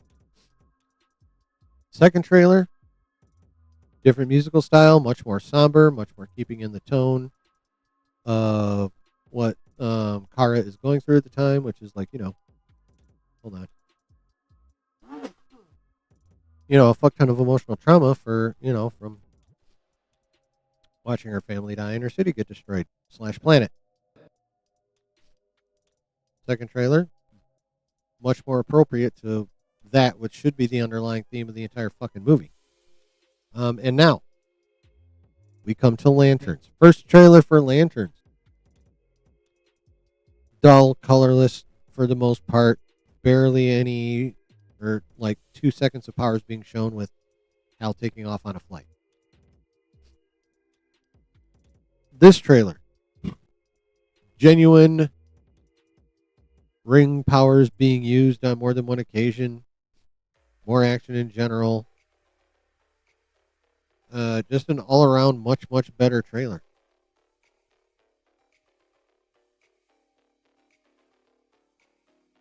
But why the fuck can't they lead with that stuff is my question. Like, how have they not learned by now to lead with that kind of stuff? Should have led with that first Superman teaser instead of putting out that lame-ass image. Should have led with the more somber tone instead of doing Guardians of the Galaxy fucking trailer for Supergirl. Should have led with like a trailer with like, you know, glowing green shit in it and ring powers happening. Why haven't they led with this stuff? Why is the first look always divisive and the second look always like much better? Like, lead. Next promo you do, Man of Tomorrow, James Gunn, Jim Goon, for Man of Tomorrow. Whatever your idea is for the first look at it, scrap it and go right to your second idea. Because as it stands now, your first ideas all suck. And your second ideas are all pretty damn good. Or at least a vast improvement over the first one. So, James Goon, Mr. Gunn, you'll never see this. But I just want it out there. Go with your second idea from now on. Because your first idea is not fucking great.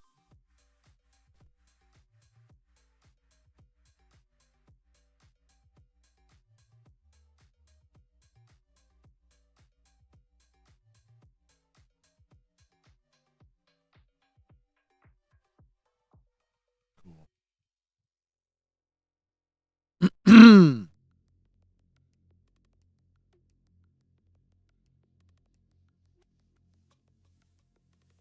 What do you guys think, chat? Do you agree? Do you disagree? What did you think of that second trailer? Do you think there's a problematic pattern here? What do you got? What do you got for me, chat? We have two subjects left. The second subject much more involved than the first one.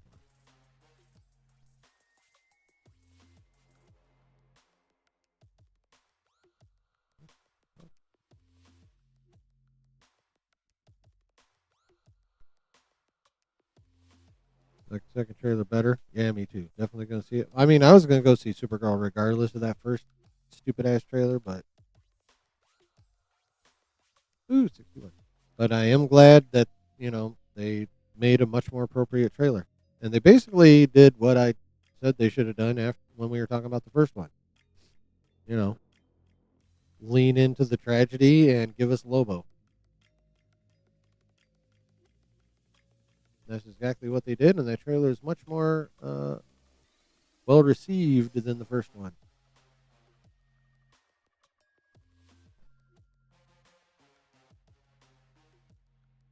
I might be starting to get decent at this, chat. Just saying. DC can't get your ticket sales after Superdog the movie. That's funny, dude. I like that. I mean, the fun. What's even more funny is you're not entirely wrong. There is definitely an aura of that being Superdog the movie. And if you remember the second trailer, this is kind of like Superdog 2. Because the central tragedy for Kara is, well, the active tragedy. The central one is still like, Krypton and the bad things that happen there. But the immediate tragedy is Crypto somehow getting poisoned.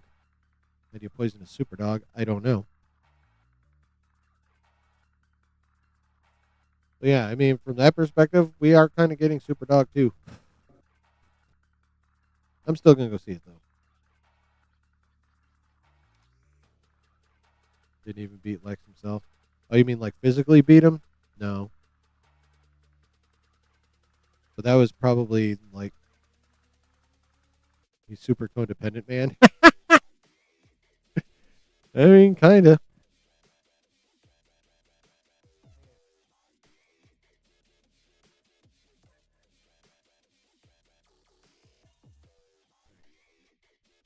That's funny.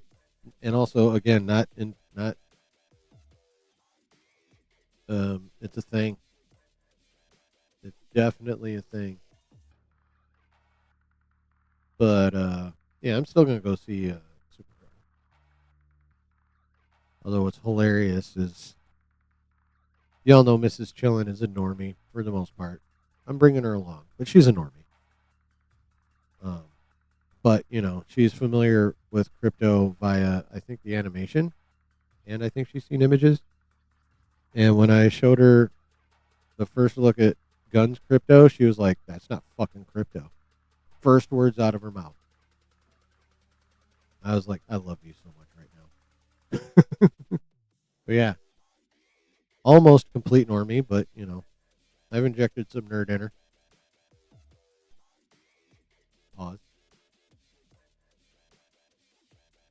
And yeah, that I thought I laughed very hard when that was the first words out of her mouth. So yeah.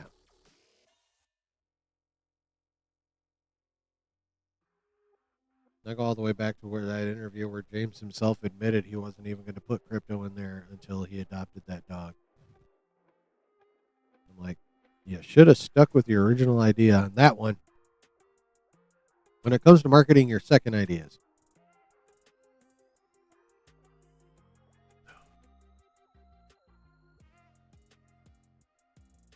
when it comes to not including super pets, go with your first idea. Don't fucking do it.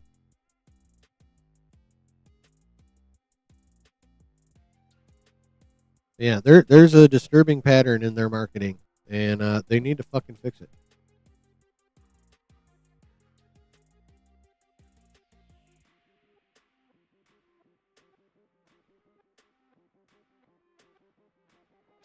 Okay. Any further thoughts on that disturbing tendency, chat? Because we got a little, we got some potential spoilers about the upcoming, whenever the fuck we're going to get it, the second trailer for Brand New Day. Got some details. You can call them leaks. You can call it rumors. You can call it spoilers. It's all kind of there.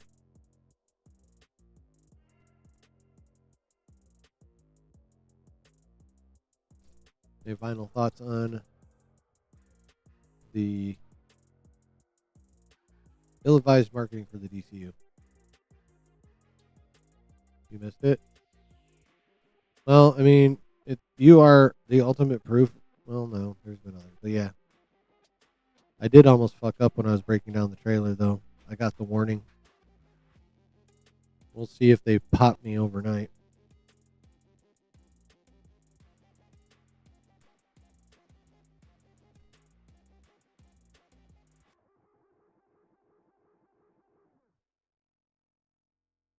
Because I'm not monetized, so Josh's stream would stay up and just he'd get no money for it.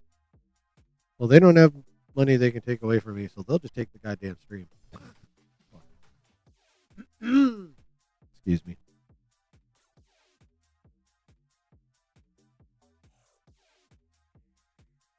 All right. So let's check out this info that potentially could be in the next Brand New Day trailer.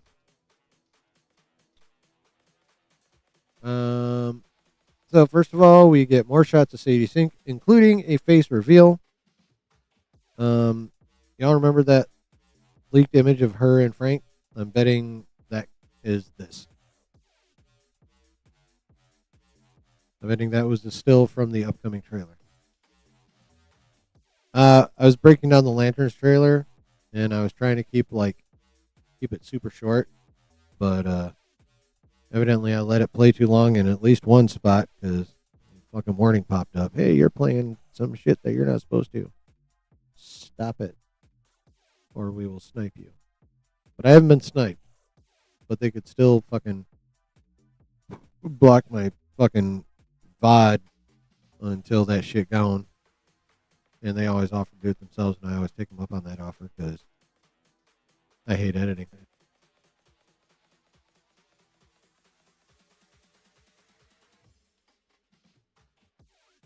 All right, so more shots of Sadie, including the face reveal, and again, I think it's probably that leaked image. We get our first look at Tombstone. Good. More Scorpion footage. Cool. Now I think we talked about these before. These have been out for a minute. Either that or they were on my meant to list, and now we have. But then we have more now. Evidently, there will be shots of the Hulk in this upcoming trailer. Cool beans. New trailer music. The source says it's not as good as the previous one. That's something that will be determined person to person.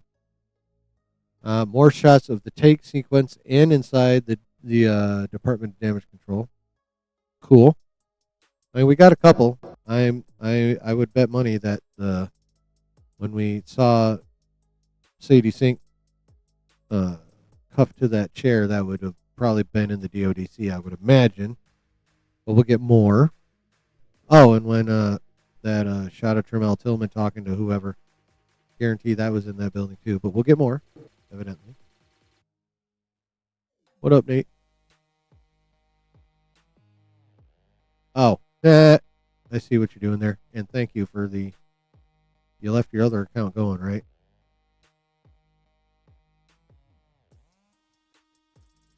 You're leaving me that view, right? So that's cool. I mean, that take sequence looks like it's going to be knucking futs anyway, so a little bit more of that ain't going to piss me off. Some more looks at inside the Department of Damage Control. I'm down for that. Rumored to add the swinging shots from the end of the leaked trailer, either the ones with the car swinging from the tank or the one shot immediately after that where he swings through the camera.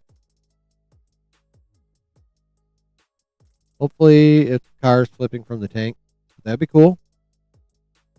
Because that shit was not in the publicly released trailer. And then they are claiming that the release window is the last 2 weeks of May or the first 2 weeks of June. Still likely the first week of June, attached to Masters of the Universe. Masters of the Universe Sony project?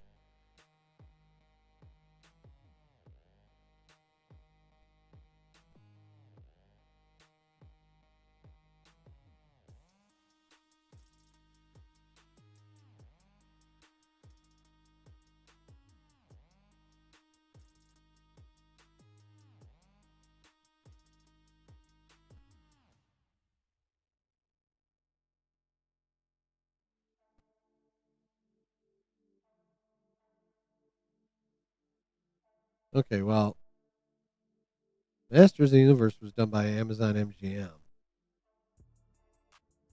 But genre-wise, that's enough of a crossover to where that'd be a good place to... He-Man movie would be a good place to have a trailer for a Spider-Man movie, basically, is what that boils down to. It makes sense. Who's that Nate Talks Marvel guy, right? I don't know. But he better have fucking subbed. Anyway, you know, we think it's pretty cool. I mean, yeah.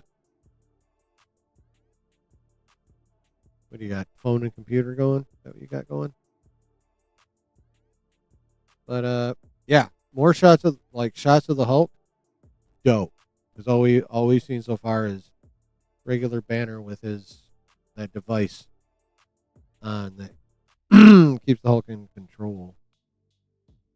New music, more tank sequence, good. More cars flipping, good. Hopefully it's that one and not the other one. So sometime in the next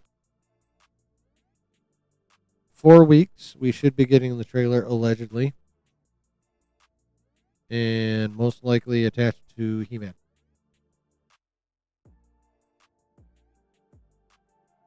How you guys feel about that new info? I think the part I think that is the dopest is, of course, Hulk footage. Chat, in the next 4 weeks, we might see Savage Hulk for the first time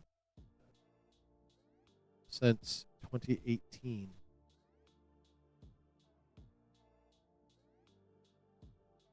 Eight years since we've seen Savage Hulk, chat. Do you realize that? Last time we saw Savage Hulk was the very beginning of Infinity War.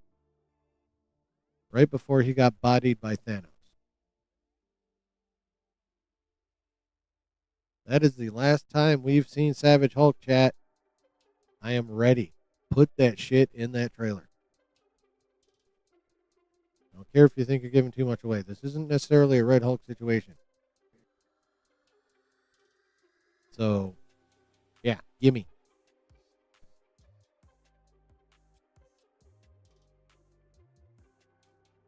Gimme. I don't really care about the new music. I mean, you know, more shots of the tank, of course, cool. I'm intrigued by what we'll see inside the DODC. Probably not that much in the trailer. Like, honestly. Hopefully they go at least a little in depth in the movie. I'd like that kind of shit. But yeah, so I like it. I like what we could be seeing. Now, remind, it's a rumor / leak kind of scoop. Excuse me, I have to kill a bug.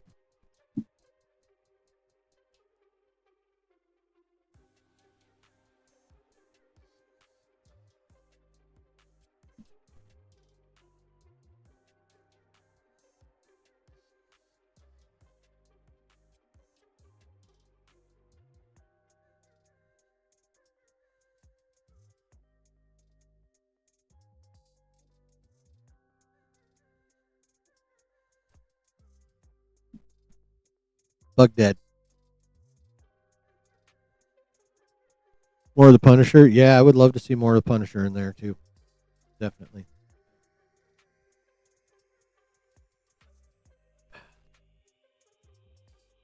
All right. Any more thoughts on that before we delve into our final and biggest subject?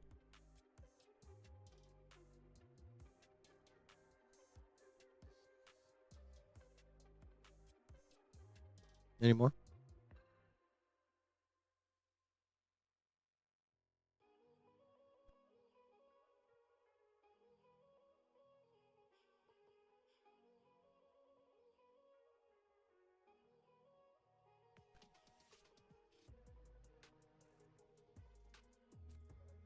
All right.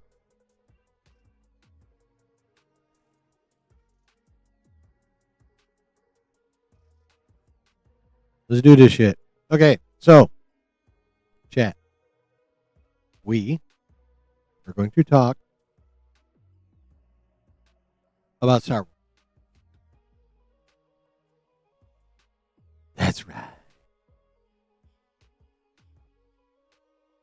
We are going to talk about Star Wars. And it's not to shit on Star Wars. This is actually, if it pans out, in my opinion, fucking dope. What am I talking about? Well, Papa Josh, after seeing an article in Forbes, hit up the Omega Source. And the Omega Source came through. Now, the Omega Source is pretty good. The last batch of Star Wars scoops that the Omega Source gave Josh, every damn one of them happened, as I recall.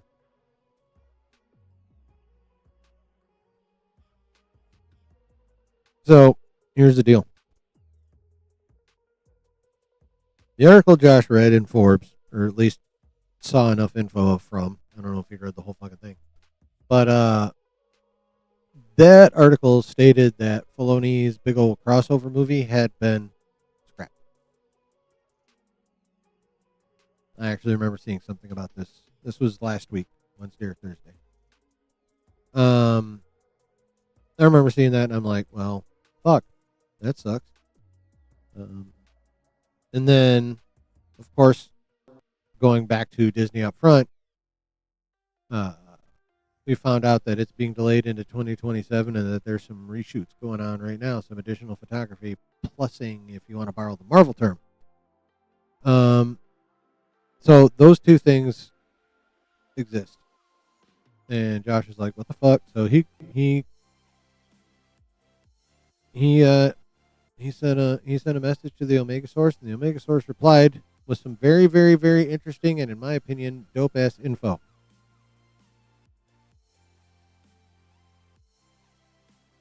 The deal is that Filoni's movie has not been scrapped,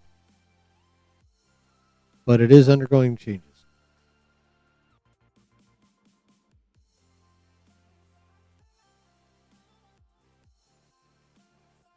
Similar changes are being made to the Ahsoka show. That's why they're doing the additional photography.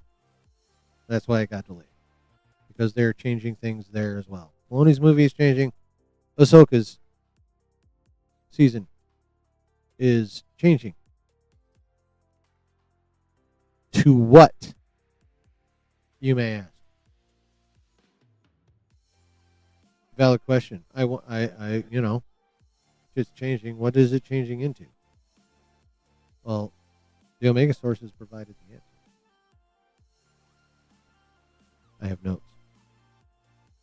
I have. And they're a lot easier to read on this side of me rather than me going, anyway. So, the Filoni movie is going to have a concentration on the Skywalkers.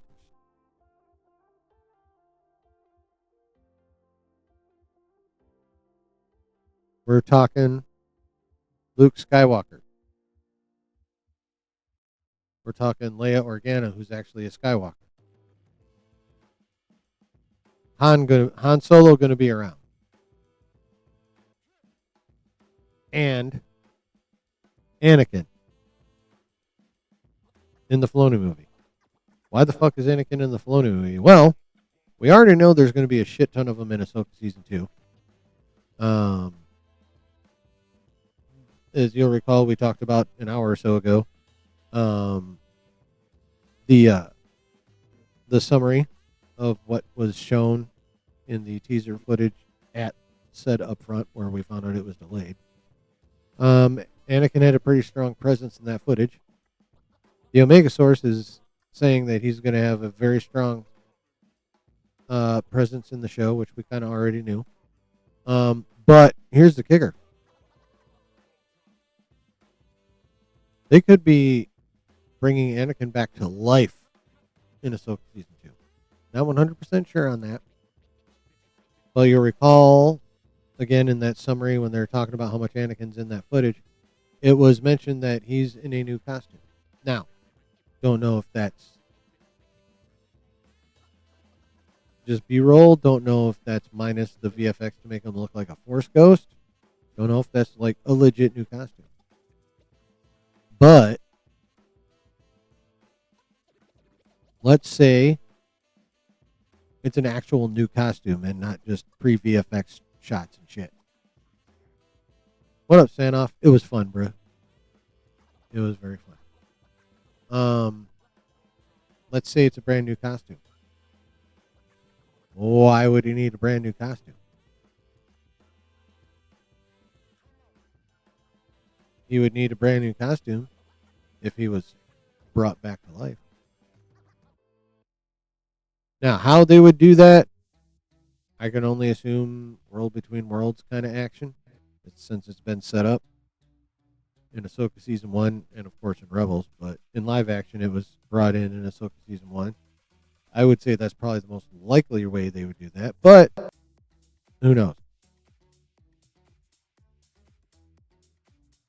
That is just a possibility. What is for sure is Anakin is going to play a major role in Ahsoka Season 2, and that majorness is going to translate over into Filoni's movie.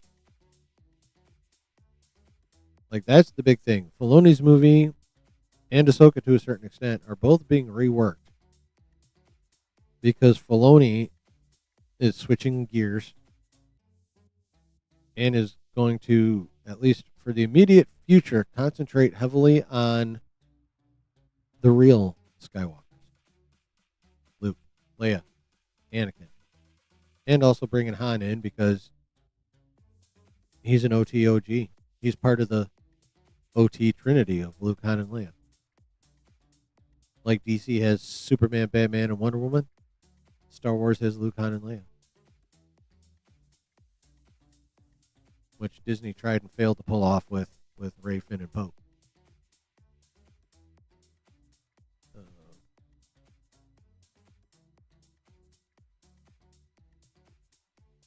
Oh, it definitely has to be done right. I mean, I would say the most likely way is World Between Worlds, but that's going to require some tiptoeing and some really, really good writing.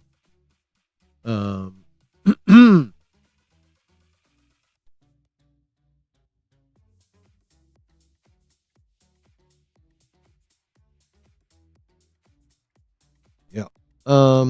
Yeah, the movie, along with refocusing on the Skywalkers, is going to have a strong focus on Thrawn. That's not a big surprise. This is not 100%, but it is kind of likely that the presence of the Mandalorian is going to be reduced from the original concept. Between season 3 not doing that good and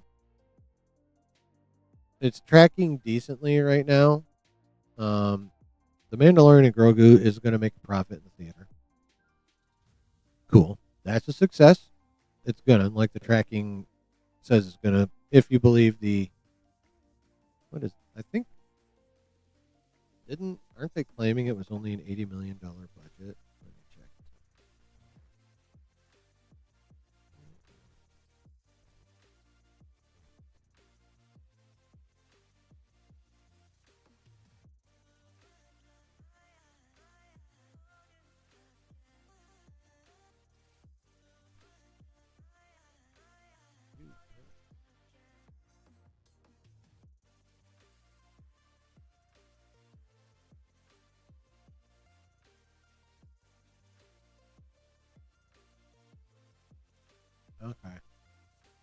Oh. Where the fuck did that one get 80? All right. So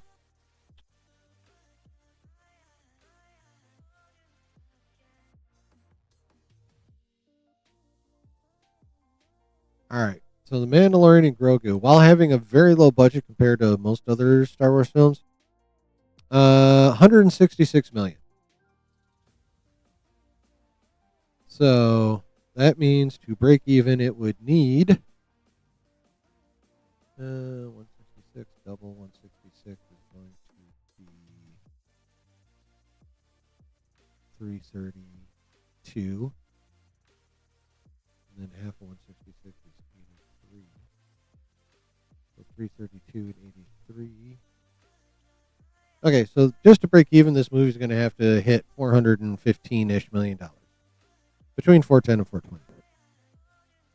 420. It's tracking to open worldwide over 100 million. Now, that's not bad. For a Star Wars movie, it's way low. But that, like, overall, just as a movie, that's not too bad.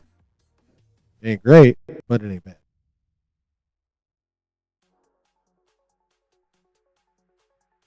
So,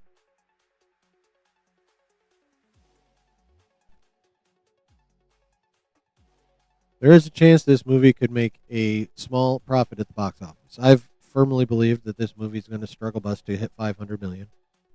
Some people think think it has a good shot at doing 556. I would say there's a chance.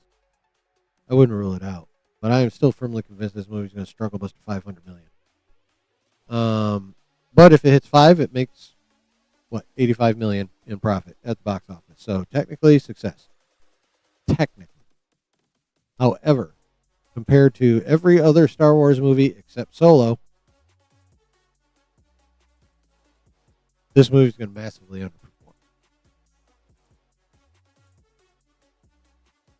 So, you got the most recent season of Mando, not great. You got a Mando movie which will probably be popular enough to make money, but not do very well as overall in Star Wars lexicon. So it is definitely possible that that part of the reworking of that movie is to reduce, possibly even drastically, the Mandalorian aspect that Dave had originally planned.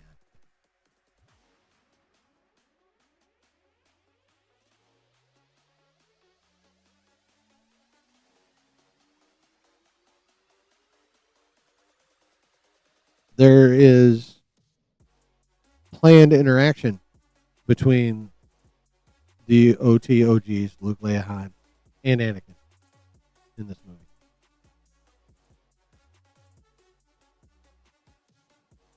How long have we as Star Wars fans wanted to see Luke and Anakin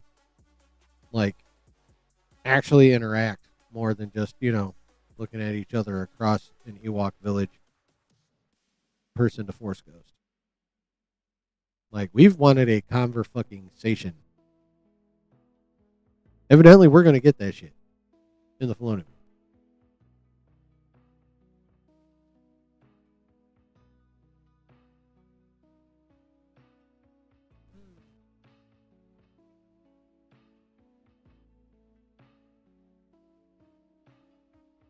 There's even a chance that Mara Jade is still in the mix. That's as far as they were willing to go with that. No further details were offered. But that's cool just in general. Now, what that means going forward, even assuming it's true, who knows? But if they do bring her in, I can only assume that would lead to more genuine Skywalkers running around. What do you think about the Skywalker cameo Mando season 2? That was fucking amazing, dog.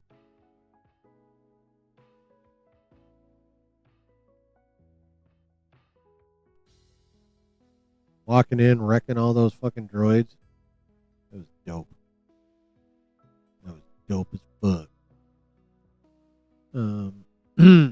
So yeah, like Luke Anakin interaction should be peak.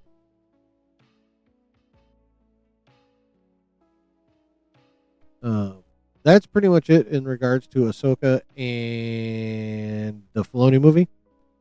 But yeah, Forms was wrong. It's not being scrapped, but it is being changed relatively heavily. And Ahsoka Season 2 is getting that additional photography this year to make some significant changes before they debut it next year. And next year also happens to be the 50th anniversary of A New Hope. And they're going to be re-releasing the original theatrical cut, and my ass is seated, and I'm so super excited about it. Now, Josh was saying that the Filoni movie is also kind of supposed to be a thing in regards to the 50th anniversary. One would think that that's because of the newfound concentration on the Skywalker line that's going to be occurring. And Josh was even saying that the Filoni movie would also be coming out next year. Again, because of the adjustment and concentration to the Skywalkers, which only makes sense, and then A New Hope's 50th. Here's the thing, though. It is already May of 2026. If they even want to have that bitch out next December, which I think is when they drop the sequels, was in December, right?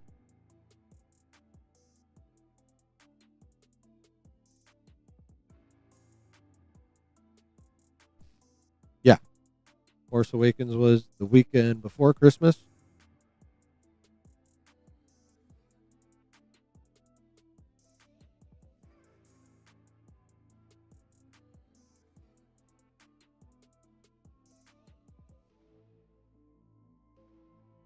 Last Jedi, December 5th. Yep, December.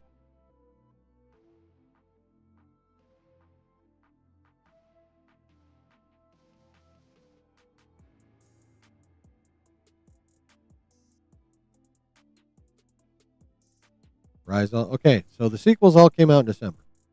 Cool.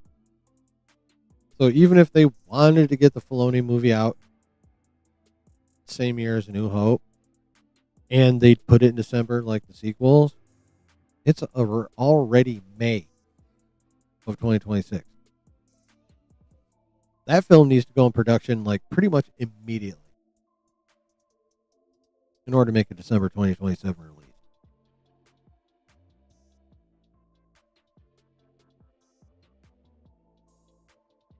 Now, they could, as soon as they're done filming the Ahsoka scenes, Hayden's already going to be in town. He's already going to be on set, basically, on the lot. So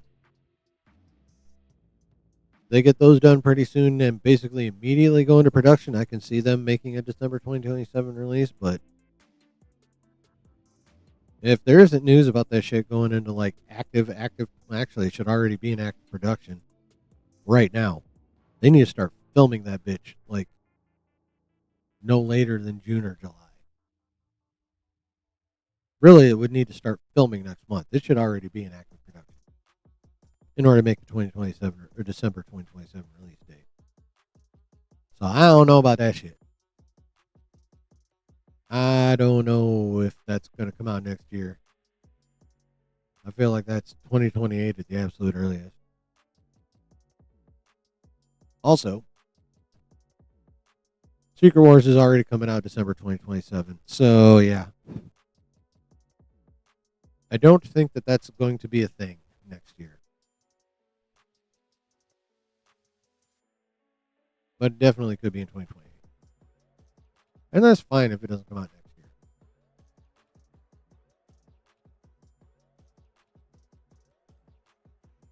I mean,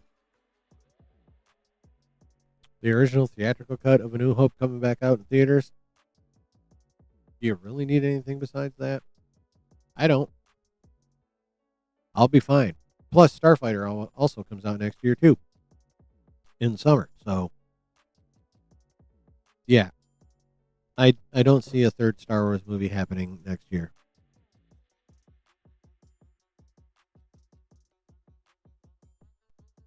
So, yeah. Now, a couple more things from the Omega Source. Evidently, Lucasfilm is planning to redo A New Hope as an anime. Like they're going to take the OT movie and make an anime. What do you think of that? Not talking like a live action redo, talking converting A New Hope into anime. I like it. I think that'll be pretty cool. An anime version of A New Hope would be sick. And not only that, we're supposed to get another just anime style Star Wars feature. So A New Hope and then something else. Don't know which studio yet, or studios. They might use two different studios. Who knows? No clue on that, but the Omega source saith we're getting some anime. A New Hope, and then another. And the Omega source, the last thing from the Omega source is that we are going to get a Mando season 4 still. Don't know if that's a good idea or a bad idea. I mean, if they feel based on the movie's performance that Mando needs a bit of a glow up and some redemption, then yeah, I can definitely see them doing a season 4. I can see Favreau being like, all right, that didn't go as well as we hoped. Season 3 didn't go as well as we hoped. We need to make as badass a season 4 as possible, market it correctly, and hope motherfuckers show back up after season 3 in the movie.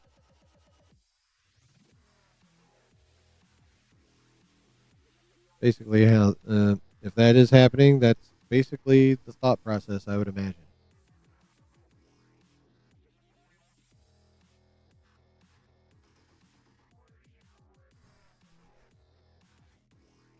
So, that is all the Omega Source had to say. Now, Daniel RPK kind of soft confirmed what the Omega Source said because he put this out over the weekend. Sunday, actually. According to RPK, Mr. RPK saith, Anakin Skywalker will be reportedly being appearing in 2 future Star Wars projects besides the Ahsoka series. Well, the Omega Source says he's going to be in the Filoni movie, so that's one. That's the easy one. That's, painfully obvious. As obvious as like a fist-sized birthmark on someone's face. Yeah. So, but that's just one. What the fuck else is he going to be in? It said 2 future Star Wars projects.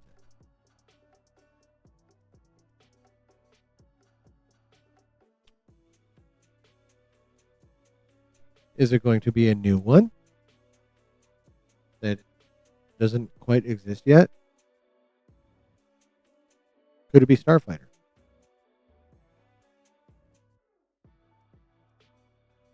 Correct me if I'm wrong, chat, but weren't Ahsoka season 2 and Starfighter kind of sort of filming at the same time? There was some crossover, I believe. But correct me if I'm wrong.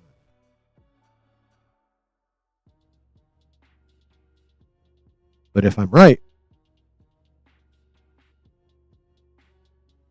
Hayden could have easily popped over to the Starfighter area from the Ahsoka area and done a little bit of shift for Starfighter. Totally within the realm of possibility. Even if they weren't filming at the same time, it's still totally within the realm of possibility. And I would say a bit more likely than an all-new project.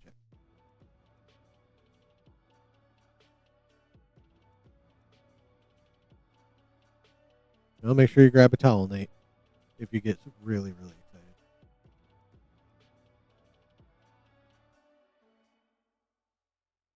I think it'd be marketable for them if they stuck the Mandalorian and Grogu movies into TV. No, that shit needs to go right back to TV and stay there. Except for like an Avenger style ensemble movie. Like for solo shit, TV only.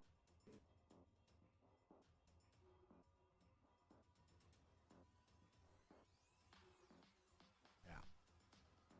Now, if Star Wars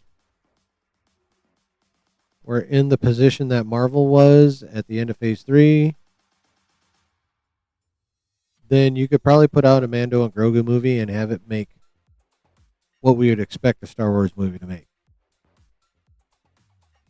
But that is not the current situation of Star Wars. And in the current situation of Star Wars, Mando and Grogu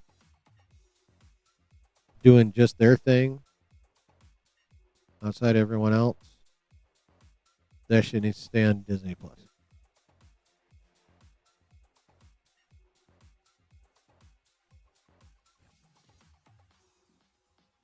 Yeah. That's it, chat. Skywalkers are coming back. Anakin might end up being actually fucking alive. We're getting Anakin and Ahsoka, plus 2 other projects. Obviously, one is the Filoni movie. The other one, potentially Starfighter, potentially a whole new fucking project. But really, when it all boils down to it, it's like Anakin going to be around.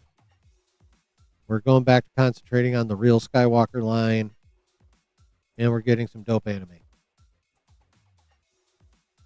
That's the TLDR. What do you think, chat?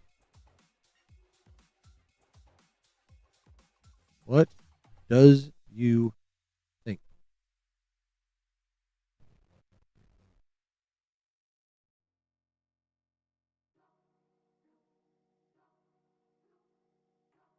You guys think about it? And good news for you.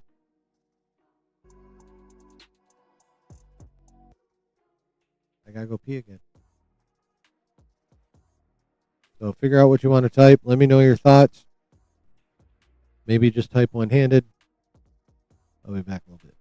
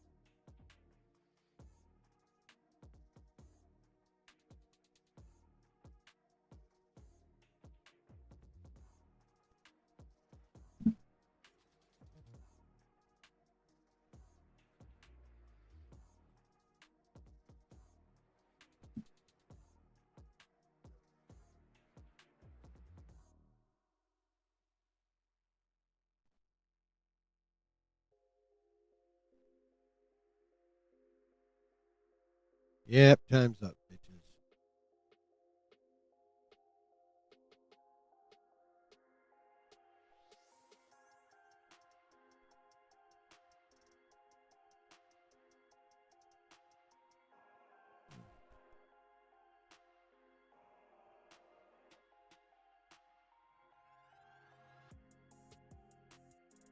good move for the studios to make money.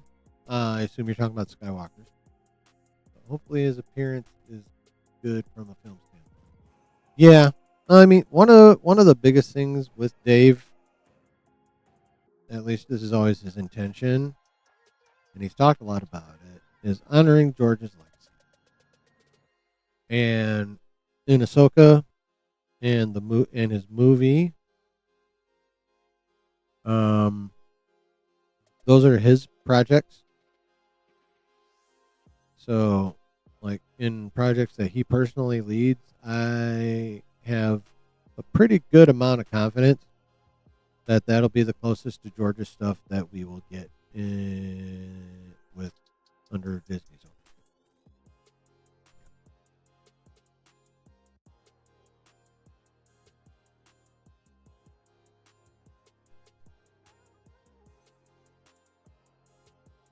Yeah, he's not.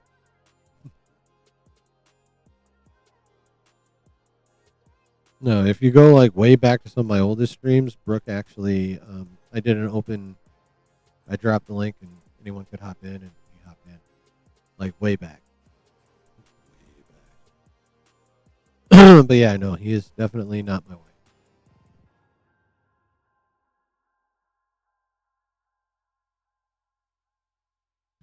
Ugh. Yeah, that was this stream's finale subject chat. So as per usual, it's now your time.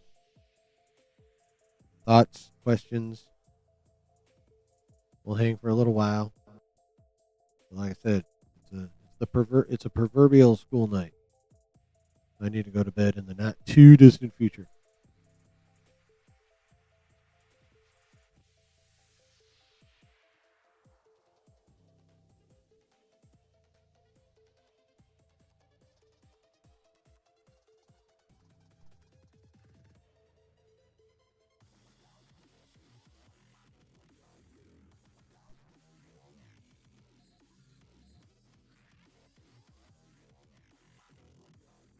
Oh wow, I haven't pipped my channel once. The whole stream. Oh well.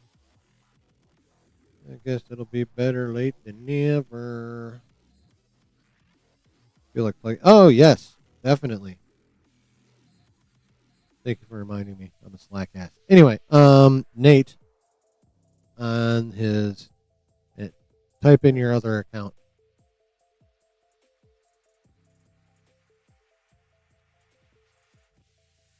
So Nate's going to type in his type of chat in his other account. So you go to that channel, and he did a video about why Strange still wears the Eye of Agamotto even though it doesn't have time spent in it anymore, which I think is an intriguing subject. I'm going to be watching this video later. But yeah, just based on the subject alone, I think y'all should go check that shit out.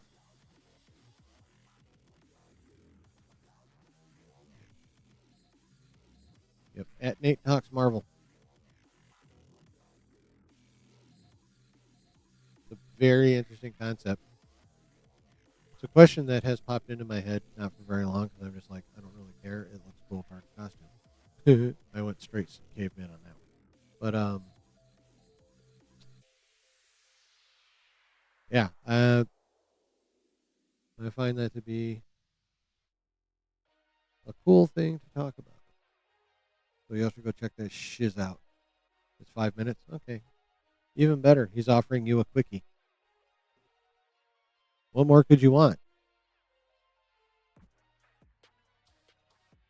What are my thoughts on the rumors of RDJ Iron Man returning for Iron Man 4 through 6 and Hugh Jackman returning for an upcoming Wolverine? I don't know that RDJ is going to be Iron Man for an entire trilogy, especially a solo titled trilogy. Jacked Man returning for an upcoming Wolverine movie. Yeah, that is almost definitely going to happen. Um, but yeah, I don't think RDJ is going to do a whole new solo title trilogy. And he might. I'll just say I think the odds are against it. How against it? I don't know. But,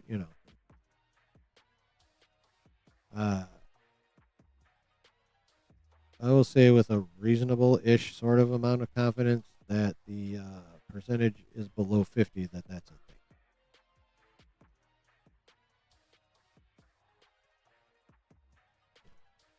Don't know how much below 50, but below 50.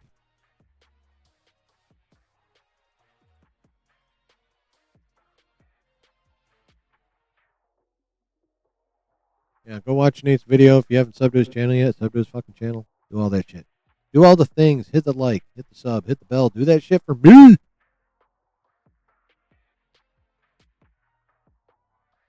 You need to hit the like for me. If you're new, you need to hit the sub. Since you're here. Do all that shit for Nate when you're there. Do that shit for me here. Pretty please.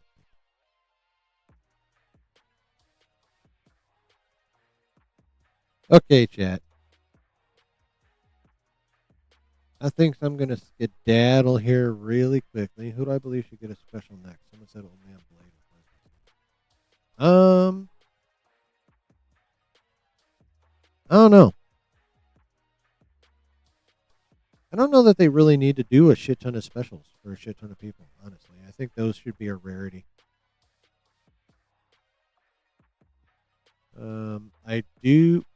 I saw something earlier about that there's going to be Blade in Secret Wars, but nobody knows if it's going to be Mahershala or if it's going to be Wesley. But reports are resurfacing about that. That is going to be a thing. Blade in Secret Wars. Just don't know which one. Yeah, I feel like that is going to happen.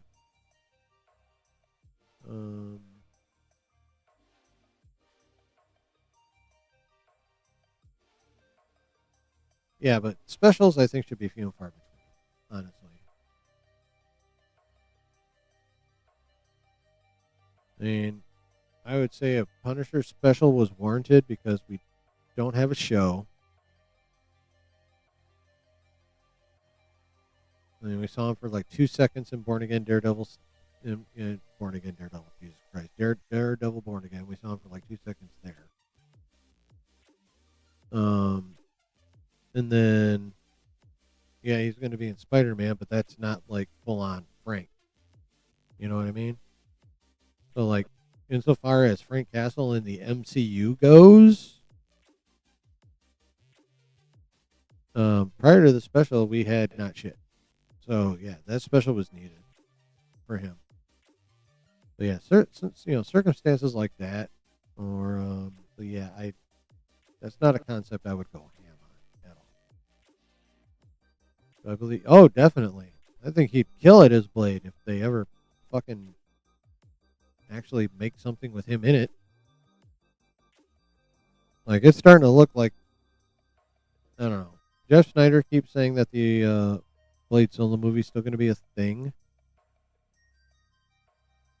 And that could very well be true, but I'm starting to think that Blade solo movie will not be the first appearance of Mahershala Ali's Blade. I feel like that's going to be Midnight Suns, and then after that, he'll get a solo movie, if at all. That's just my opinion. That's just my speculation. Yeah, I'm definitely, as soon as that shit was announced, I'm like, fuck yeah, let's go. So yeah, I do think he's a good casting. I don't think he's the only casting, but he's a damn good one.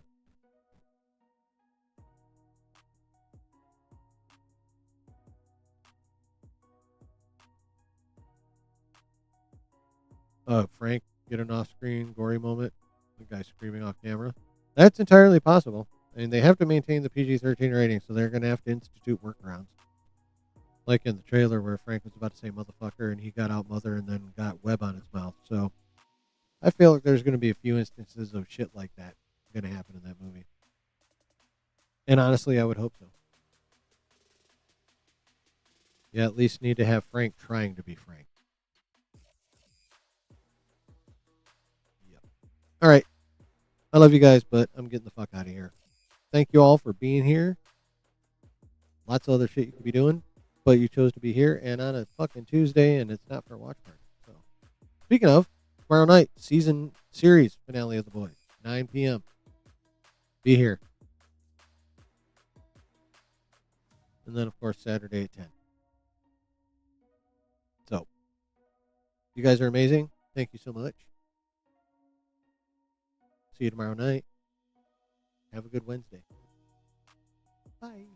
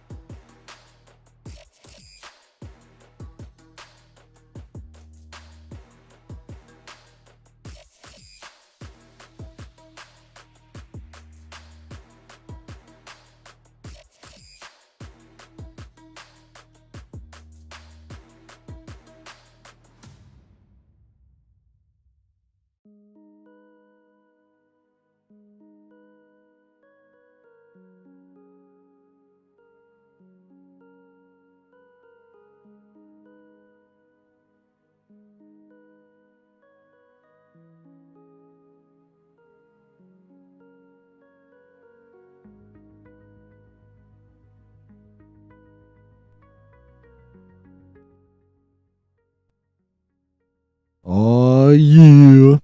That was a good stream, chat. At least I think so. I hope you think so. Hope you had fun. Hope you enjoyed the nerdy talk that we talked up in this bitch. Basically, I hope you enjoyed yourself here. Please come on back tomorrow when we watch the final episode ever of The Boys. And come on back at 10 where we'll go over the rest of this week's news. 10 o'clock on Saturday. Do that shit. Hit all the buttons while you're at it. Hit the like. If you're new, hit the sub and the bell. Join the Discord. Do all the things. Most importantly, be well. Have a good rest of your evening, however long that is, depending on your time zone. Have a good day tomorrow. And we'll see you tomorrow night for The Boys finale.